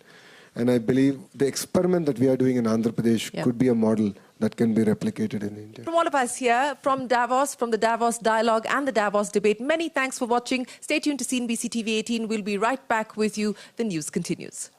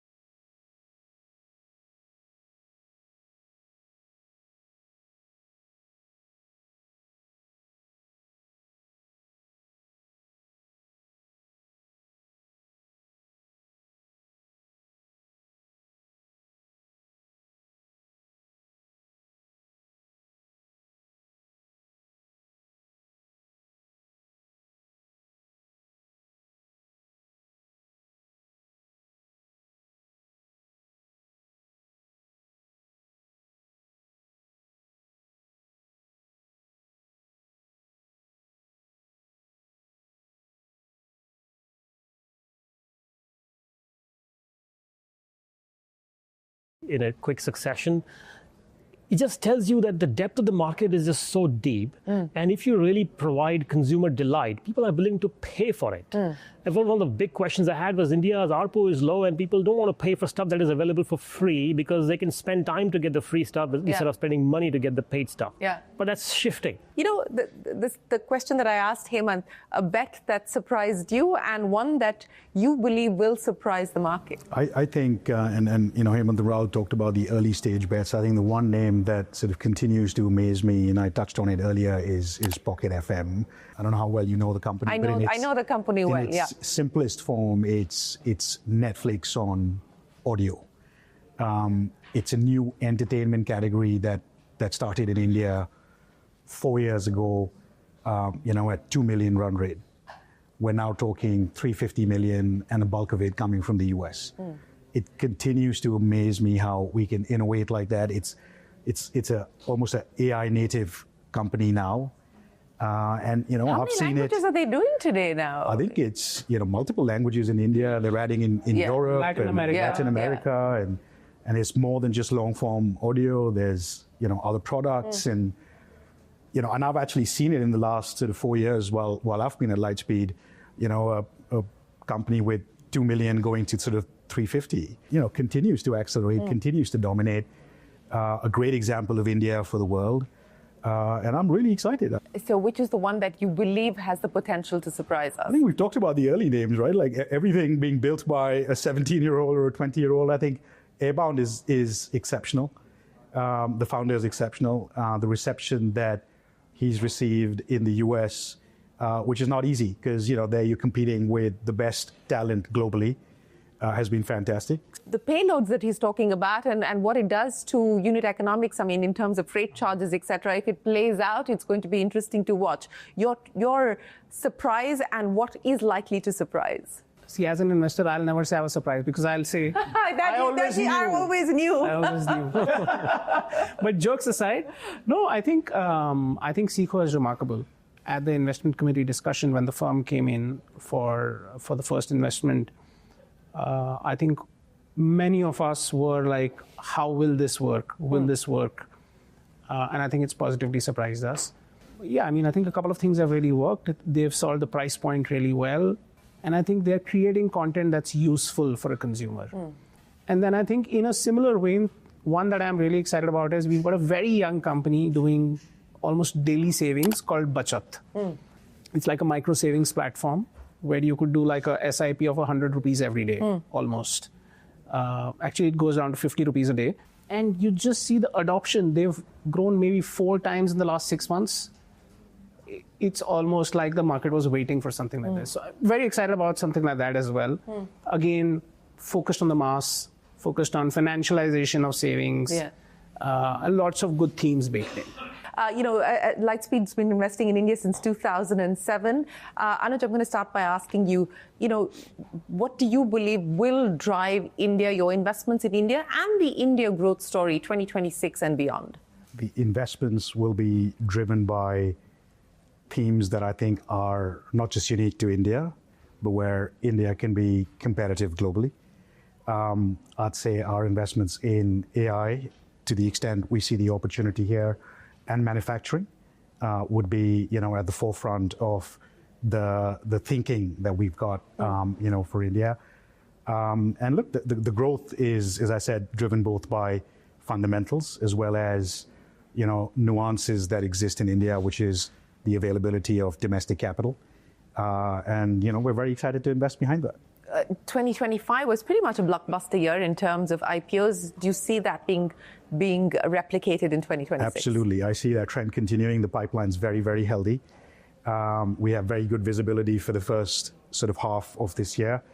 As I said, last 2 years were 20 billion IPO years, and I see no reason why we can't have a third. A third $20 billion IPO year. Rahul, the consensus call on India? There is no option. India is the only way, and I think we are very strong believers. And I think, like within India, I think where we will invest, the biggest driver of growth for India is the consumption pool. And that is one thing that is not going to change. What will change is how you deal with it. Some of it will be consumer AI. Some of it will be a new retail platform, some of it would be a new financialization platform. All of these things will subsume, but I think if you look at our GDP, the biggest growth comes from our consumption spend increasing. And as more people enter the workforce, they will spend more. So we've got to figure out, how to lean in on that trend. Well, gentlemen, it's been fun chatting with you. Thanks very much for stopping by and joining us here in our newsroom. And thanks very much for taking us through what the outlook is for 2026 and the bets that you intend.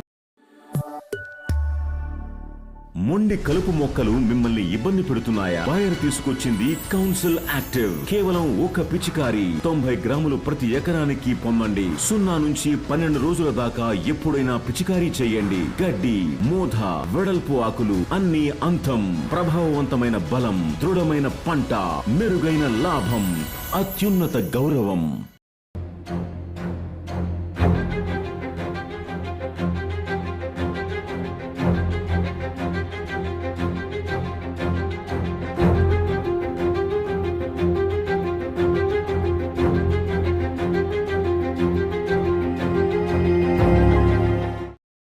Let's start with what President Trump has done to the global economic order and what this reset could potentially mean for global growth. So, Shireen, as always, a pleasure to join you. Like I say, this movie is not over yet. It's not going to be over even after his current speech. What comes tomorrow could be very different from what he said today. So he certainly is setting the agenda, for sure, for the world, for what's happening in Davos. Everybody is hanging on to every word of what he says on the global economy. So we'll see. I mean, this is a strange time. I think a lot of people expected that there was going to be geoeconomic fragmentation, that geopolitics was going to play a bigger role. But I don't think anybody expected that this would happen within the West, that the US and Europe would be against each other. And that's truly the big news of 2026. It is clearly the big news of 2026. But Geeta, let's talk about the tariffs for a moment now. And we don't know which way the Supreme Court will rule. And even if it rules against President Trump, all indications from the administration are that they will, in some form or fashion, bring the tariffs back, and the tariffs are here to stay. So far, we haven't seen an impact or a significant impact on growth or inflation. But how are you looking at that? We should always make the distinction between the numbers that get announced and that make the headline and the actual tariffs that are being paid by U.S. importers. So, if you look at that, and we did some research on this, and if you look into it, the actual tariff rate in the U.S. is about 14%. The statutory rate is more like 24, 25%. So this is a fraction of what that statutory rate is. That's part of the reason why tariffs have not been that consequential for the economy. If you take a 14% number, then I think the way it's played out is pretty much what you would have expected it to. It's added about 0.5 to 0.7 percentage points to U.S. inflation. It has slowed the economy some. It's been a headwind.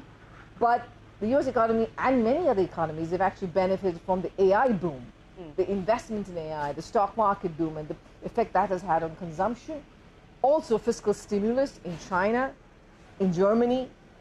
In the U.S. this year is actually going to be expansionary. All of those are offsetting the headwinds from tariffs. I'll come to AI in just a second, but I want to talk about rates and, more importantly, what's happening with the Fed. And you've also come out in support of central bank independence and in support of Jerome Powell. But what does this mean, this sort of DOJ, investigation into the Fed? What does it mean for the Fed, not here and now, but in the medium to the long term? And what does it also signal to other central banks and other administrations around the world? Yeah, what I worry about is, indeed, it's less about Jay Powell right now, because he's got a few more months left and his term is over in May. And I don't think any of these criminal investigation is going to stick. It's not going to play out. But the action sends a kind of a chilling message to everybody else on the rate setting committee. That basically says that, if you don't do what we would like you to do, then you could be subject to some serious investigation and the state machinery could be at you. That's what I'm worried about, which is why I really welcome the very strong pushback that has come, not just from central bankers around the world, but also from within the U.S. I think the U.S. Senate there have been Republicans too who've come out and said that this is really unacceptable. The stronger that pushback is, and there's also an important Supreme Court decision that's going to be made on Lisa Cook. Cook. That matters too, and where that lands will make a difference. But this is kind of, this is unheard of, that you would ever think that something like this that could happen to not just a central bank, but to the most important central bank in the world. Yeah. Well, speaking of the central bank, a decision on who replaces Jerome Powell is expected perhaps within the week or, close enough. Kevin Walsh, Kevin Hassett, what are you going with? It could, what's changed in the last couple of days is that maybe it would not be Kevin Hassett because, frankly, that was a fallout of the whole criminal investigation on Powell and Republicans pushing back and saying, no, we want an independent central bank. But that said, I still think Trump probably places all his trust in Hassett, and that still could be Hassett. Or it could, frankly, it could be neither of them, and it could be another third person completely. We're full of surprises every day. Yes, and we just have to wait to see how this plays out. But I want to talk about rates, Geeta, and irrespective of what President Trump says and the amount of pressure that is imposed on the Fed, what do you see as far as rates are concerned in the near term? The U.S. economy is actually in good shape, thanks to the AI-driven boom that's happening over there. But also consumers are in good shape. The balance sheets are doing well. Labor markets are softening, but still, it's a fairly strong labor market. So all of that, and including the tax incentives from the One Big Beautiful Bill, the interest rate cuts that have happened so far, all of that, create an expansionary force in the economy. So then the question is, how many rate cuts do you expect? And, a couple are being priced in, that there could be 2 rate cuts this year. I think there's a real risk that we could have higher levels of inflation, partly that come from tariff pass-through that didn't happen as much last year, especially if the tariff talk doesn't die down and companies think, well, this is going to be an ongoing game. They can't absorb more and more of it into their margins, which is what they've done. So more of that will be passed through. Nobody in the market is pricing that the Fed will increase interest rates, right? So either because of inflation, the Fed raises interest rates, or if there's a concern about central bank independence and it doesn't do so, both of those will cause the long end of the yield curve to go up, which means tighter financial conditions. AI, and that's the big tailwind that you were speaking of, and that's what people are factoring in as far as the U.S. growth is concerned specifically. But there is, of course, the camp that says we're already in bubble territory. But on the other hand, you have people saying, look, the technology is real. The companies that are backing it so far have, their fundamentals are strong, so there are no concerns necessarily there. How do you view what's happening on AI, the kind of concentration of power, as well as the concentration of investments? So firstly, I think we can have both. We can have that AI is a truly transformative technology that raises productivity growth and GDP growth, while at the same time, the stock markets are overvalued, and it's hard to see how all the current incumbents can make the scale of profits that they need to make to justify the investments. And the reason is because productivity is one thing, being able to monetize it is an entirely other thing. And given the level of competition we have right now, and it's not just among U.S. firms, and not just those listed on the market, but those also off the market, like OpenAI and Anthropic. Absolutely. But then also looking to go DeepSeek in public. China. Yeah. Multiple sources of competition that exist, and this thing is moving very fast. So it's hard for me to see how any particular one of these companies has a good enough revenue-generating model, a profit-making model, that is protected from new developments in this space. So that's why I don't think we should mix the two up. I actually do think it's a transformative technology. At the same time, I do, remain a bit skeptical about the kinds of valuations that I'm seeing, not just of the firms listed on the market, but also the ones that are at this point not listed on the market. So, and I don't want to go down accident territory, but what could potentially cause an accident on this sort of big AI magical tour that everybody's taking? So I would say first, if another DeepSeek-like event or 2 more of those happen, which basically says, okay, you can have another company that comes in, spends a fraction in terms of investment spending, and is able to produce almost the exact same product, then any company that's investing trillions of dollars is underwater. That could be one. Second is if inflation surprises on the upside and the Federal Reserve has to raise interest rates. In fact, that's what happened before the last dot-com bust, was that the Fed raised interest rates by 175 basis points. That was the beginning of the bust in dot-com. The likelihood of a bust, though?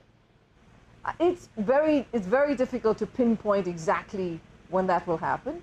I actually think some of the bubble was kind of squeezed a bit towards the end of last year. We've seen investors have become much more discerning about where they put their money, which AI stock, because they're all asking the question about who is likely to be profitable and be able to justify the level of investment that they're doing. So in fact, AI stocks kind of moved flat, but in the last quarter of 2025. That itself means that some of the air is coming out of the bubble. Yeah. But again, we still have very easy financial conditions. And we're in this world of geopolitics, as you and I are seeing right here in Davos, and all kinds of explosive messages coming out of all heads of state. Yes. And if there were truly an EU-US tariff war, because so far, there's been a tariff war, but it's been one-sided, which is the US has imposed it, and the EU has not retaliated. But now they are threatening to retaliate. If they do, then I do expect markets will react much more strongly. Much more strongly to possible retaliatory tariffs from the EU. But speaking of explosive statements from heads of state, I think the one address here in Davos prior to President Trump's arrival, Mark Carney. But, to the point that Mark Carney is making about, look, let's not pretend like we were all playing by the rules of the game. What does this mean in terms of multilateralism in general? But to also his point about these medium powers, how do you see that shaping up in this intense sort of geo-economic confrontational era?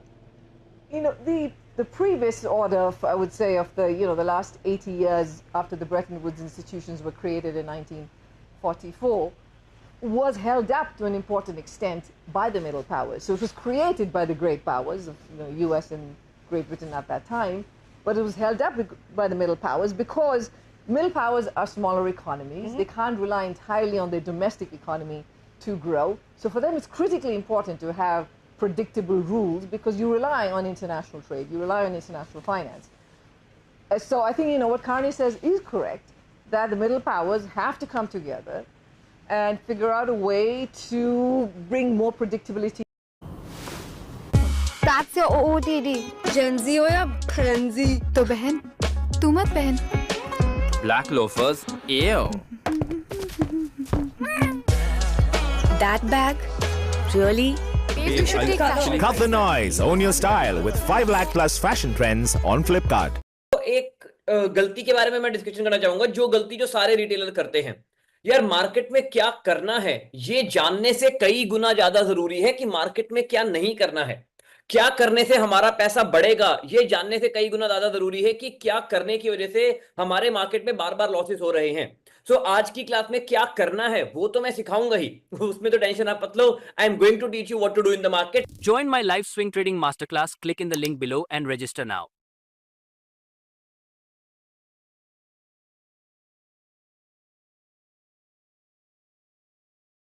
Firstly, the exposure the rest of the world has to the US is huge.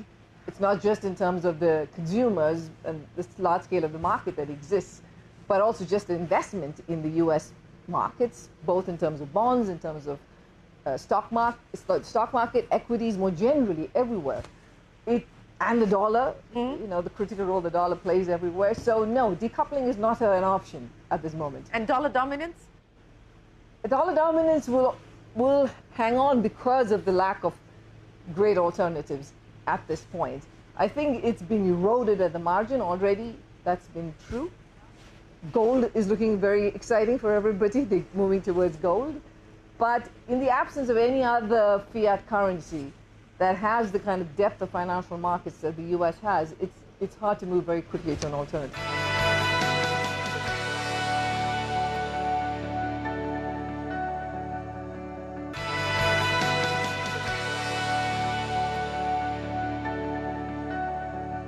India is held up. I mean, growing at 7.3%. The IMF says 6.4% for next year and the year after. How's India placed in all of this? So India's growth is, one of the highest, is the highest among the major economies of the world. It is going to become the third largest economy. It's just a matter of, a couple of years. Based on current numbers, it will be 2028. If it's able to sustain this level of growth, it will be able to raise per capita incomes, which is the true challenge for India right now. And we are seeing good reforms happening in India. I think the public infrastructure, both the physical infrastructure, the digital infrastructure, both have been, truly transformative for India. But there are challenges with creation of jobs, with land acquisition, with judicial reforms. All of that needs to still happen. The currency, and we've seen the rupee move to 91.50, and it's been a very swift and a severe fall in the last few weeks. What do you make of that, and the implications of that, and whether or not we should see much more active sort of intervention by the RBI? So to understand what's happening to the rupee, I think we have to keep in mind a couple of things. One is that because there was a lot of intervention by the RBI in 2024, the rupee did not depreciate as much as it would have. It kind of went sideways. So a bit of what we saw in 2025 was just undoing that pressure that was keeping the prevent the currency from depreciating in 2024. So it's a bit of catch up, right? And then there's the other piece, which is the fact that, if you look at Indian equity markets, they've always been viewed as being stretched in terms of valuations. They were more stretched in 2024 than they were in 2025. But you saw a rotation of money out of India back into China, back into other markets, including Japan. And so that portfolio outflow, combined with this tension around trade and tariffs with the US, has added to the pressures on the rupee. The India-US trade deal, the likelihood of that actually getting done in the next few months? It's very hard to tell. I mean, I think usually all of this gets sorted out only at the highest level. So it's going to come down to President Trump and Prime Minister Modi. And actually picking up the phone or meeting with one another, we don't know how that's going to work out. But, what would you be most concerned about, Geeta? We talked about some of the challenges that the world is facing today. What would be your biggest risk that you foresee? The biggest risk is a financial crisis. We've had 5 years of a pandemic, war in Europe, the Fed raising interest rates by a lot, and still we've not had a financial crisis in any emerging market or any developed market of the world. The expectation is always that there will be the government or the central bank that will come in and save the day, regardless of what happens. Governments are now sitting on very high levels of debt. Central banks have very large balance sheets, and they do have to deal with an inflation problem too. So whether they'll be able to come in and save the day, I think is a question mark, and I'm not sure, we can sit comfortably that we will always have an escape hatchet to get ourselves out of a crisis. But before we get to the escape hatchet to get ourselves out of a crisis, what could get us into the crisis? What could be the trigger that could lead us to the crisis? If there is a major tariff war, which is two-sided, between the US and the rest of the world, so far it's been one-sided. The only country that's truly retaliated is China. And whenever the US imposed tariffs on China because the markets expect retaliation, you've seen markets drop. That's part of the reason why there's now a pause on tariffs, the big increase in tariffs on China. If the rest of the world were also going to retaliate, and this was going to be tit for tat, that would be one trigger. That would be the trigger. But jobs, Geeta, and I want to address that issue because that is an issue that governments around the world are grappling with, including, of course, India. And, as we talk about AI and scale deployment and so on and so forth, what's the outlook on jobs? The World Economic Forum in its report says that there will still be net addition, even though there will be displacement of jobs. How are you seeing this, and whether we are prepared to cope with the challenges? This is a challenge for India, I would say a bit doubly, because given India's size of labor force, given how it's grown, which is since the 1980s, only about 30% of its growth has come from the labor force, right? So we talk about the demographic dividend, but India's growth has been very capital intensive, even now. And there's lots of reasons for that, including the lack of labor market flexibility, the skills that exist, and so on. So we're starting from that point, and on top of that, you add another automation technology to services, which is where India was strong and exporting, BPOs, call centers. That's where India was getting a lot of its export revenue from. That's going to disappear. just pure coding, simple exercises, that's going to be affected too. So how quickly all of this plays out will determine whether there is enough time to create new jobs and new tasks for people to get back into. But I am worried. Well, speaking of new jobs and new tasks, post the IMF, you're back to teaching, you're back at Harvard, and I believe you start on Monday. I do. I'm going back and teaching my first PhD class back after I return. And how does this feel? I mean, post the IMF to go back to class? It's actually great because, in a sense, it's after having seen everything over the last 7 years that I was at the IMF, and particularly turbulent times, though those times haven't become any less easy, it gives me a very fresh perspective on what is it that we teach in academia, and I'm looking forward to sharing that perspective with the students. Well, Geeta, we wish you the very best of luck as always. Thanks so much for joining us here in Davos, and we look forward to hearing more from you when you visit us in India. But thanks so much for your time here today. Thank you. Always a pleasure. Well, that is Geeta Gopinath on a whole host of issues, from tariffs to, of course, AI and the impact that that's likely to have, rates, central bank independence, and more. Catch this interview on CNBC TV 18 at your leisure. It's available on our YouTube page and on our social media pages as well. But for now, we're going to take a break. We'll be right back with you. Stay tuned to CNBC TV 18. Our Davos coverage continues.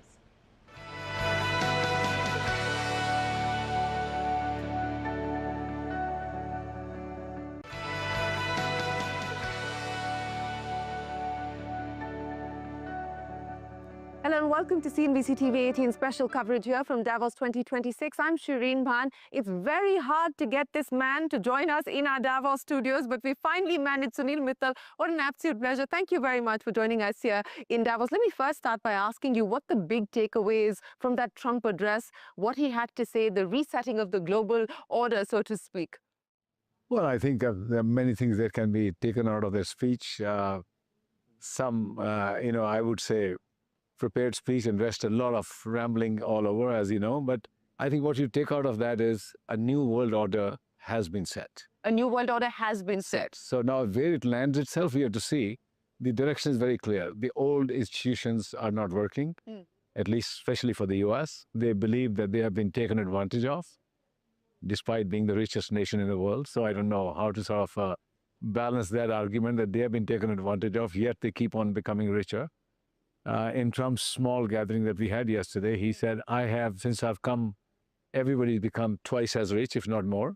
I made American business people more rich. Yeah. So in some sense, he's acknowledging that America is getting the better deal out of the world, and yet he's complaining. But I mean, that's who he is. He wants more for his people, more for his country. But I think what is most important out of this is some of the very close allies of US, Canada, Europe, and many others, recognize today that they are now not having the backing of US as they had before. And that would mean that Europe, Canada, many other countries will have to start thinking about themselves. What about India in all of this, and specifically India in response and relation to the US? I think India is busy with doing many other things. The EU deal is around the corner. I'm very hopeful that on the 27th, 26th, 27th, something will be announced. Both sides have made early statements to say everything is looking in good shape. India is tied up with the UK, very, very comprehensive FTA. Australia has done, New Zealand is done, Saudi is done, Saudi is about to be done, UAE is done, Qatar is done. Only piece that is left is US now. An indication? I think it will be done. My own view is there are some, last minute negotiations and also some creases that have to be ironed out between the political leadership. But I think US needs to be reminded that for the last 10, 15 years, especially during Prime Minister Mr. Modi's term, India has leaned a lot towards the US. It has moved away from a lot of those people or those countries which America was not in favor of. Our relationship with China has changed. We started to move away even from Russia in some sense. You just can't throw this 10 years of work away by, getting upset on one or two trade issues, on some duty, on something which is not delightful to a small constituency in the US. Firstcry.com. Everything for your little love. Naram, आरामदायक और सुरक्षित diapers आपके प्यारे बच्चे के लिए सबसे अच्छे ब्रांड्स सब कुछ एक ही जगह पर एक टैप पर सरल डिलीवरी अभी खरीदें Hi, I am Rahul. I work as a software engineer. And because of my profession, I used to spend a lot of time staring at screens. Glasses were always in the way, whether it was during workout, while traveling, or even just relaxing and watching a movie. A friend of mine had a contact LASIK at Vasan Eye Care, and she had great experience. I decided to check it out. Honestly, I was nervous, but the moment I walked in, I felt reassured. The doctor explained the entire control LASIK process. It took around 10 to 15 minutes. I was sitting up and walking out within half an hour. I could see clearly, and honestly, my vision is sharp and I feel more confident and free. If you had thought about a control LASIK, go for a consultation. Vasan Eye Care. Experience the joy of clear vision. Supporting the digital dreams of India. For that, investments have to be regularly made, and we are not talking about investments for the faint-hearted. There are billions of dollars going every year into the network, into spectrum. Therefore, there's got to be a reasonable business case out there. 300 rupees is what I said 8 or 9 years back. I'm not even asking for adjustment of inflation. Just in real terms, 300 is still eluding us. Can we get there? It needs another 15-17% increase in tariffs or rearrangement of packs that are given out. For $200, you're giving everything away. Just to win more market share is unsustainable. Something has to give. And we are seeing now from 12 operators, we are down to 2 operators plus 1, which is trying to make a comeback. I personally believe time has come for this to be a crowdsourced event where the whole country can benefit from a very strong digital infrastructure highway in which everybody is contributing 20-30 rupees a month to consume ton of data and enjoy many services that they need for everyday life. So I think I'm hopeful that sometime in 26, we may yet come to the point of touching 300. Come to the point of touching 300 in 26, but you talked about a comeback of the third player, and now with this AGR uncertainty, which was looming large over that particular player, ending in a way or being resolved in a way, a game of 3 essentially, what could that mean? We have always said 3+1 is good for India. It's a large country. World over, you see 2 or 3 operators, but for a size of India, I think 3+1 is a good place. And we are hoping that Vodafone Idea will start to, be more active in the marketplace. They are welcome. There should be 3 operators. Keeps everybody, in the right place from the customer point of view. And from our own standpoint, we are hoping, we have written to the government that AGR was our issue as well. Yeah. And we hope we get attention from the government. Have you heard from the government at all? Not as yet. We heard from the minister yesterday. He mentioned that everybody needs to follow the route that Vodafone Idea followed, which is via the courts. But we still... Will you be moving the courts? I think we are still engaged with the government. We just want to present our case to the government in terms, especially around reassessment and recalculation. I think that's not a legal point. That's a mathematical point, a correction of errors, manifest errors. We will engage with the government first. So what do you believe that reassessment could potentially mean if the government were to go through with that? Well, they're going for Vodafone Idea in any case. I think for anybody, if the formula will be the same, if you're paid money that has not been counted, if there are double billing that has come through, if all that is established, your base principal goes down. And that is a cascading effect on penalty, interest on penalty, and the amount can come down significantly. So, and I don't think so any government would want to take more money than it is due. And our really case is what? We are saying, take what is due. We are not asking for any concession, but don't take more than what is due. Don't take more than what is due, and you haven't heard back from them on the plea for reassessment just yet. But, I want to understand from you what we can expect now as far as your CapEx plans are concerned. They have been moderating. What can we expect in light of this move to 6G and whether or not we are on the cusp of a 6G rollout as well? Give me a sense of what we should realistically expect. CapEx has not come down. 30,000 crores, and I'm not talking about spectrum. We are spending 30,000 crore. Now I'm only talking about India, not Africa and other places. 30,000 crore is being spent in CapEx every year. It'll continue to be spent. If it is not 4G, it gets into 4G, 5G. If 5G is almost sort of tapering off, it's more fiber, it's more, FWA, it is more data centers. So you'll continuously see about 30,000 crores, give or take a little bit. I would say little more than 30 than less than 30. That will be the order of magnitude. As to 6G, there are standards being still formed. I think we are a few years away, but we don't produce technology. We use technology for the betterment of society, our people, the digital dream that we have. AI is solving a lot of problems. That is really coming in a big way. We have been the leading operator around the globe in checking spam and fraud. Billions of messages and calls are being prevented. Yet it's not complete. We are doing more there. What kind of AI investments could we expect from you? Well, on the data center, I would say definitely very large investments. We're doing a big data center for a large international client in Vizag. That's with Google. With Google, it'll double up our capacity from where we are today. We would like to get to 1 gigawatt of capacity as soon as we can. Will it take 3 to 4 years? Perhaps. But that is big focus area, priority area for you, data centers? Data centers and sovereign cloud. I think we are also going very heavy on the sovereign cloud. All the enterprise cloud hosting should now start to come onto Indian platforms, and Airtel Sovereign Cloud will be one such platform where we are combining with IBM, with Google and others, but making it a sovereign cloud so that banks, other financial institutions... When will that be a reality? It's already a reality. We have already a few customers. Airtel has been running its own on-prem cloud for a long time, but we have already got some good marquee customers, not declaring them as yet, but good wins have been had. What's the aspiration for the sovereign cloud that you just spoke of? I think we want to be competing with the large big boys of the world for the Indian market and then African market. Give me a rundown of Africa. The business, of course, there has turned around and has turned around quite steadily. What is the aspiration now for the African business from here on? Well, I just hope and pray that the currency remains stable. It's a growing market. It's one of the fastest growing market of telecom anywhere in the world. The market is growing at over 20%. You don't get to see that anywhere. If currencies remain in secular depreciation mode, which is 3 to 4% a year, I think Airtel Africa could get to a $10 billion revenue. By the way, had currencies not gone, widely down, it would have already been at $17-18 billion, and we are at 6. So you can imagine the, damage that the currencies have done in dollar terms. 10 billion, $5.5 billion of EBITDA looks to be a possibility. The company has now become a FTSE 50 company from a company which was kind of on the edge of 100. Now it's at 50. It's a $15, $16, $17 billion market cap company. So Africa is in great shape now. Satcom services, because that's the other big bet that you're making, but there continue to be some regulatory uncertainties there.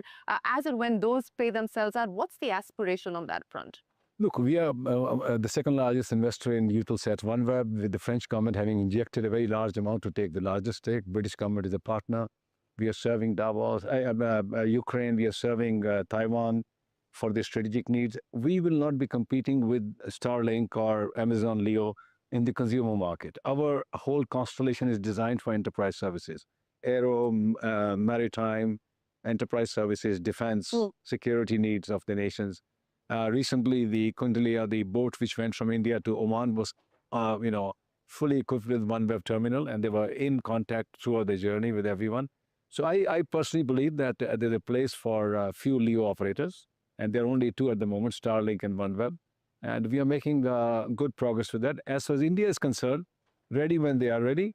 But the total capacity that we have for India will get us, what, a couple of 100 crores, 200 crores of revenue.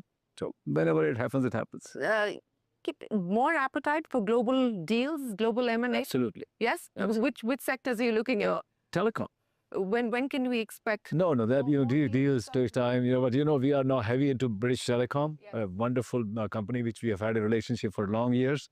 We are the single largest shareholder of BT. I'm on the board now along with Gopal. We are trying to polish that beautiful gem. More will come. More will come in the telecom space in different jurisdictions. Yes. Okay. Let me end by asking you, we've seen a battle on between airport operators and telcos. How is that likely to resolve itself? It is too much noise. I think it'll get settled down. In the end, customers have to be served everywhere. Under the Indian Telegraph Act, old 1856 and 2023 now, right-of-way access, provision of services to customers is a must. Equally, airport operators put up a lot of equipment and all that. They need to be given compensation for the returns. Some balance will come out. I'm more worried about the contracts that are being given to third parties for the tunnels, for the metros, where they pay a ton of money to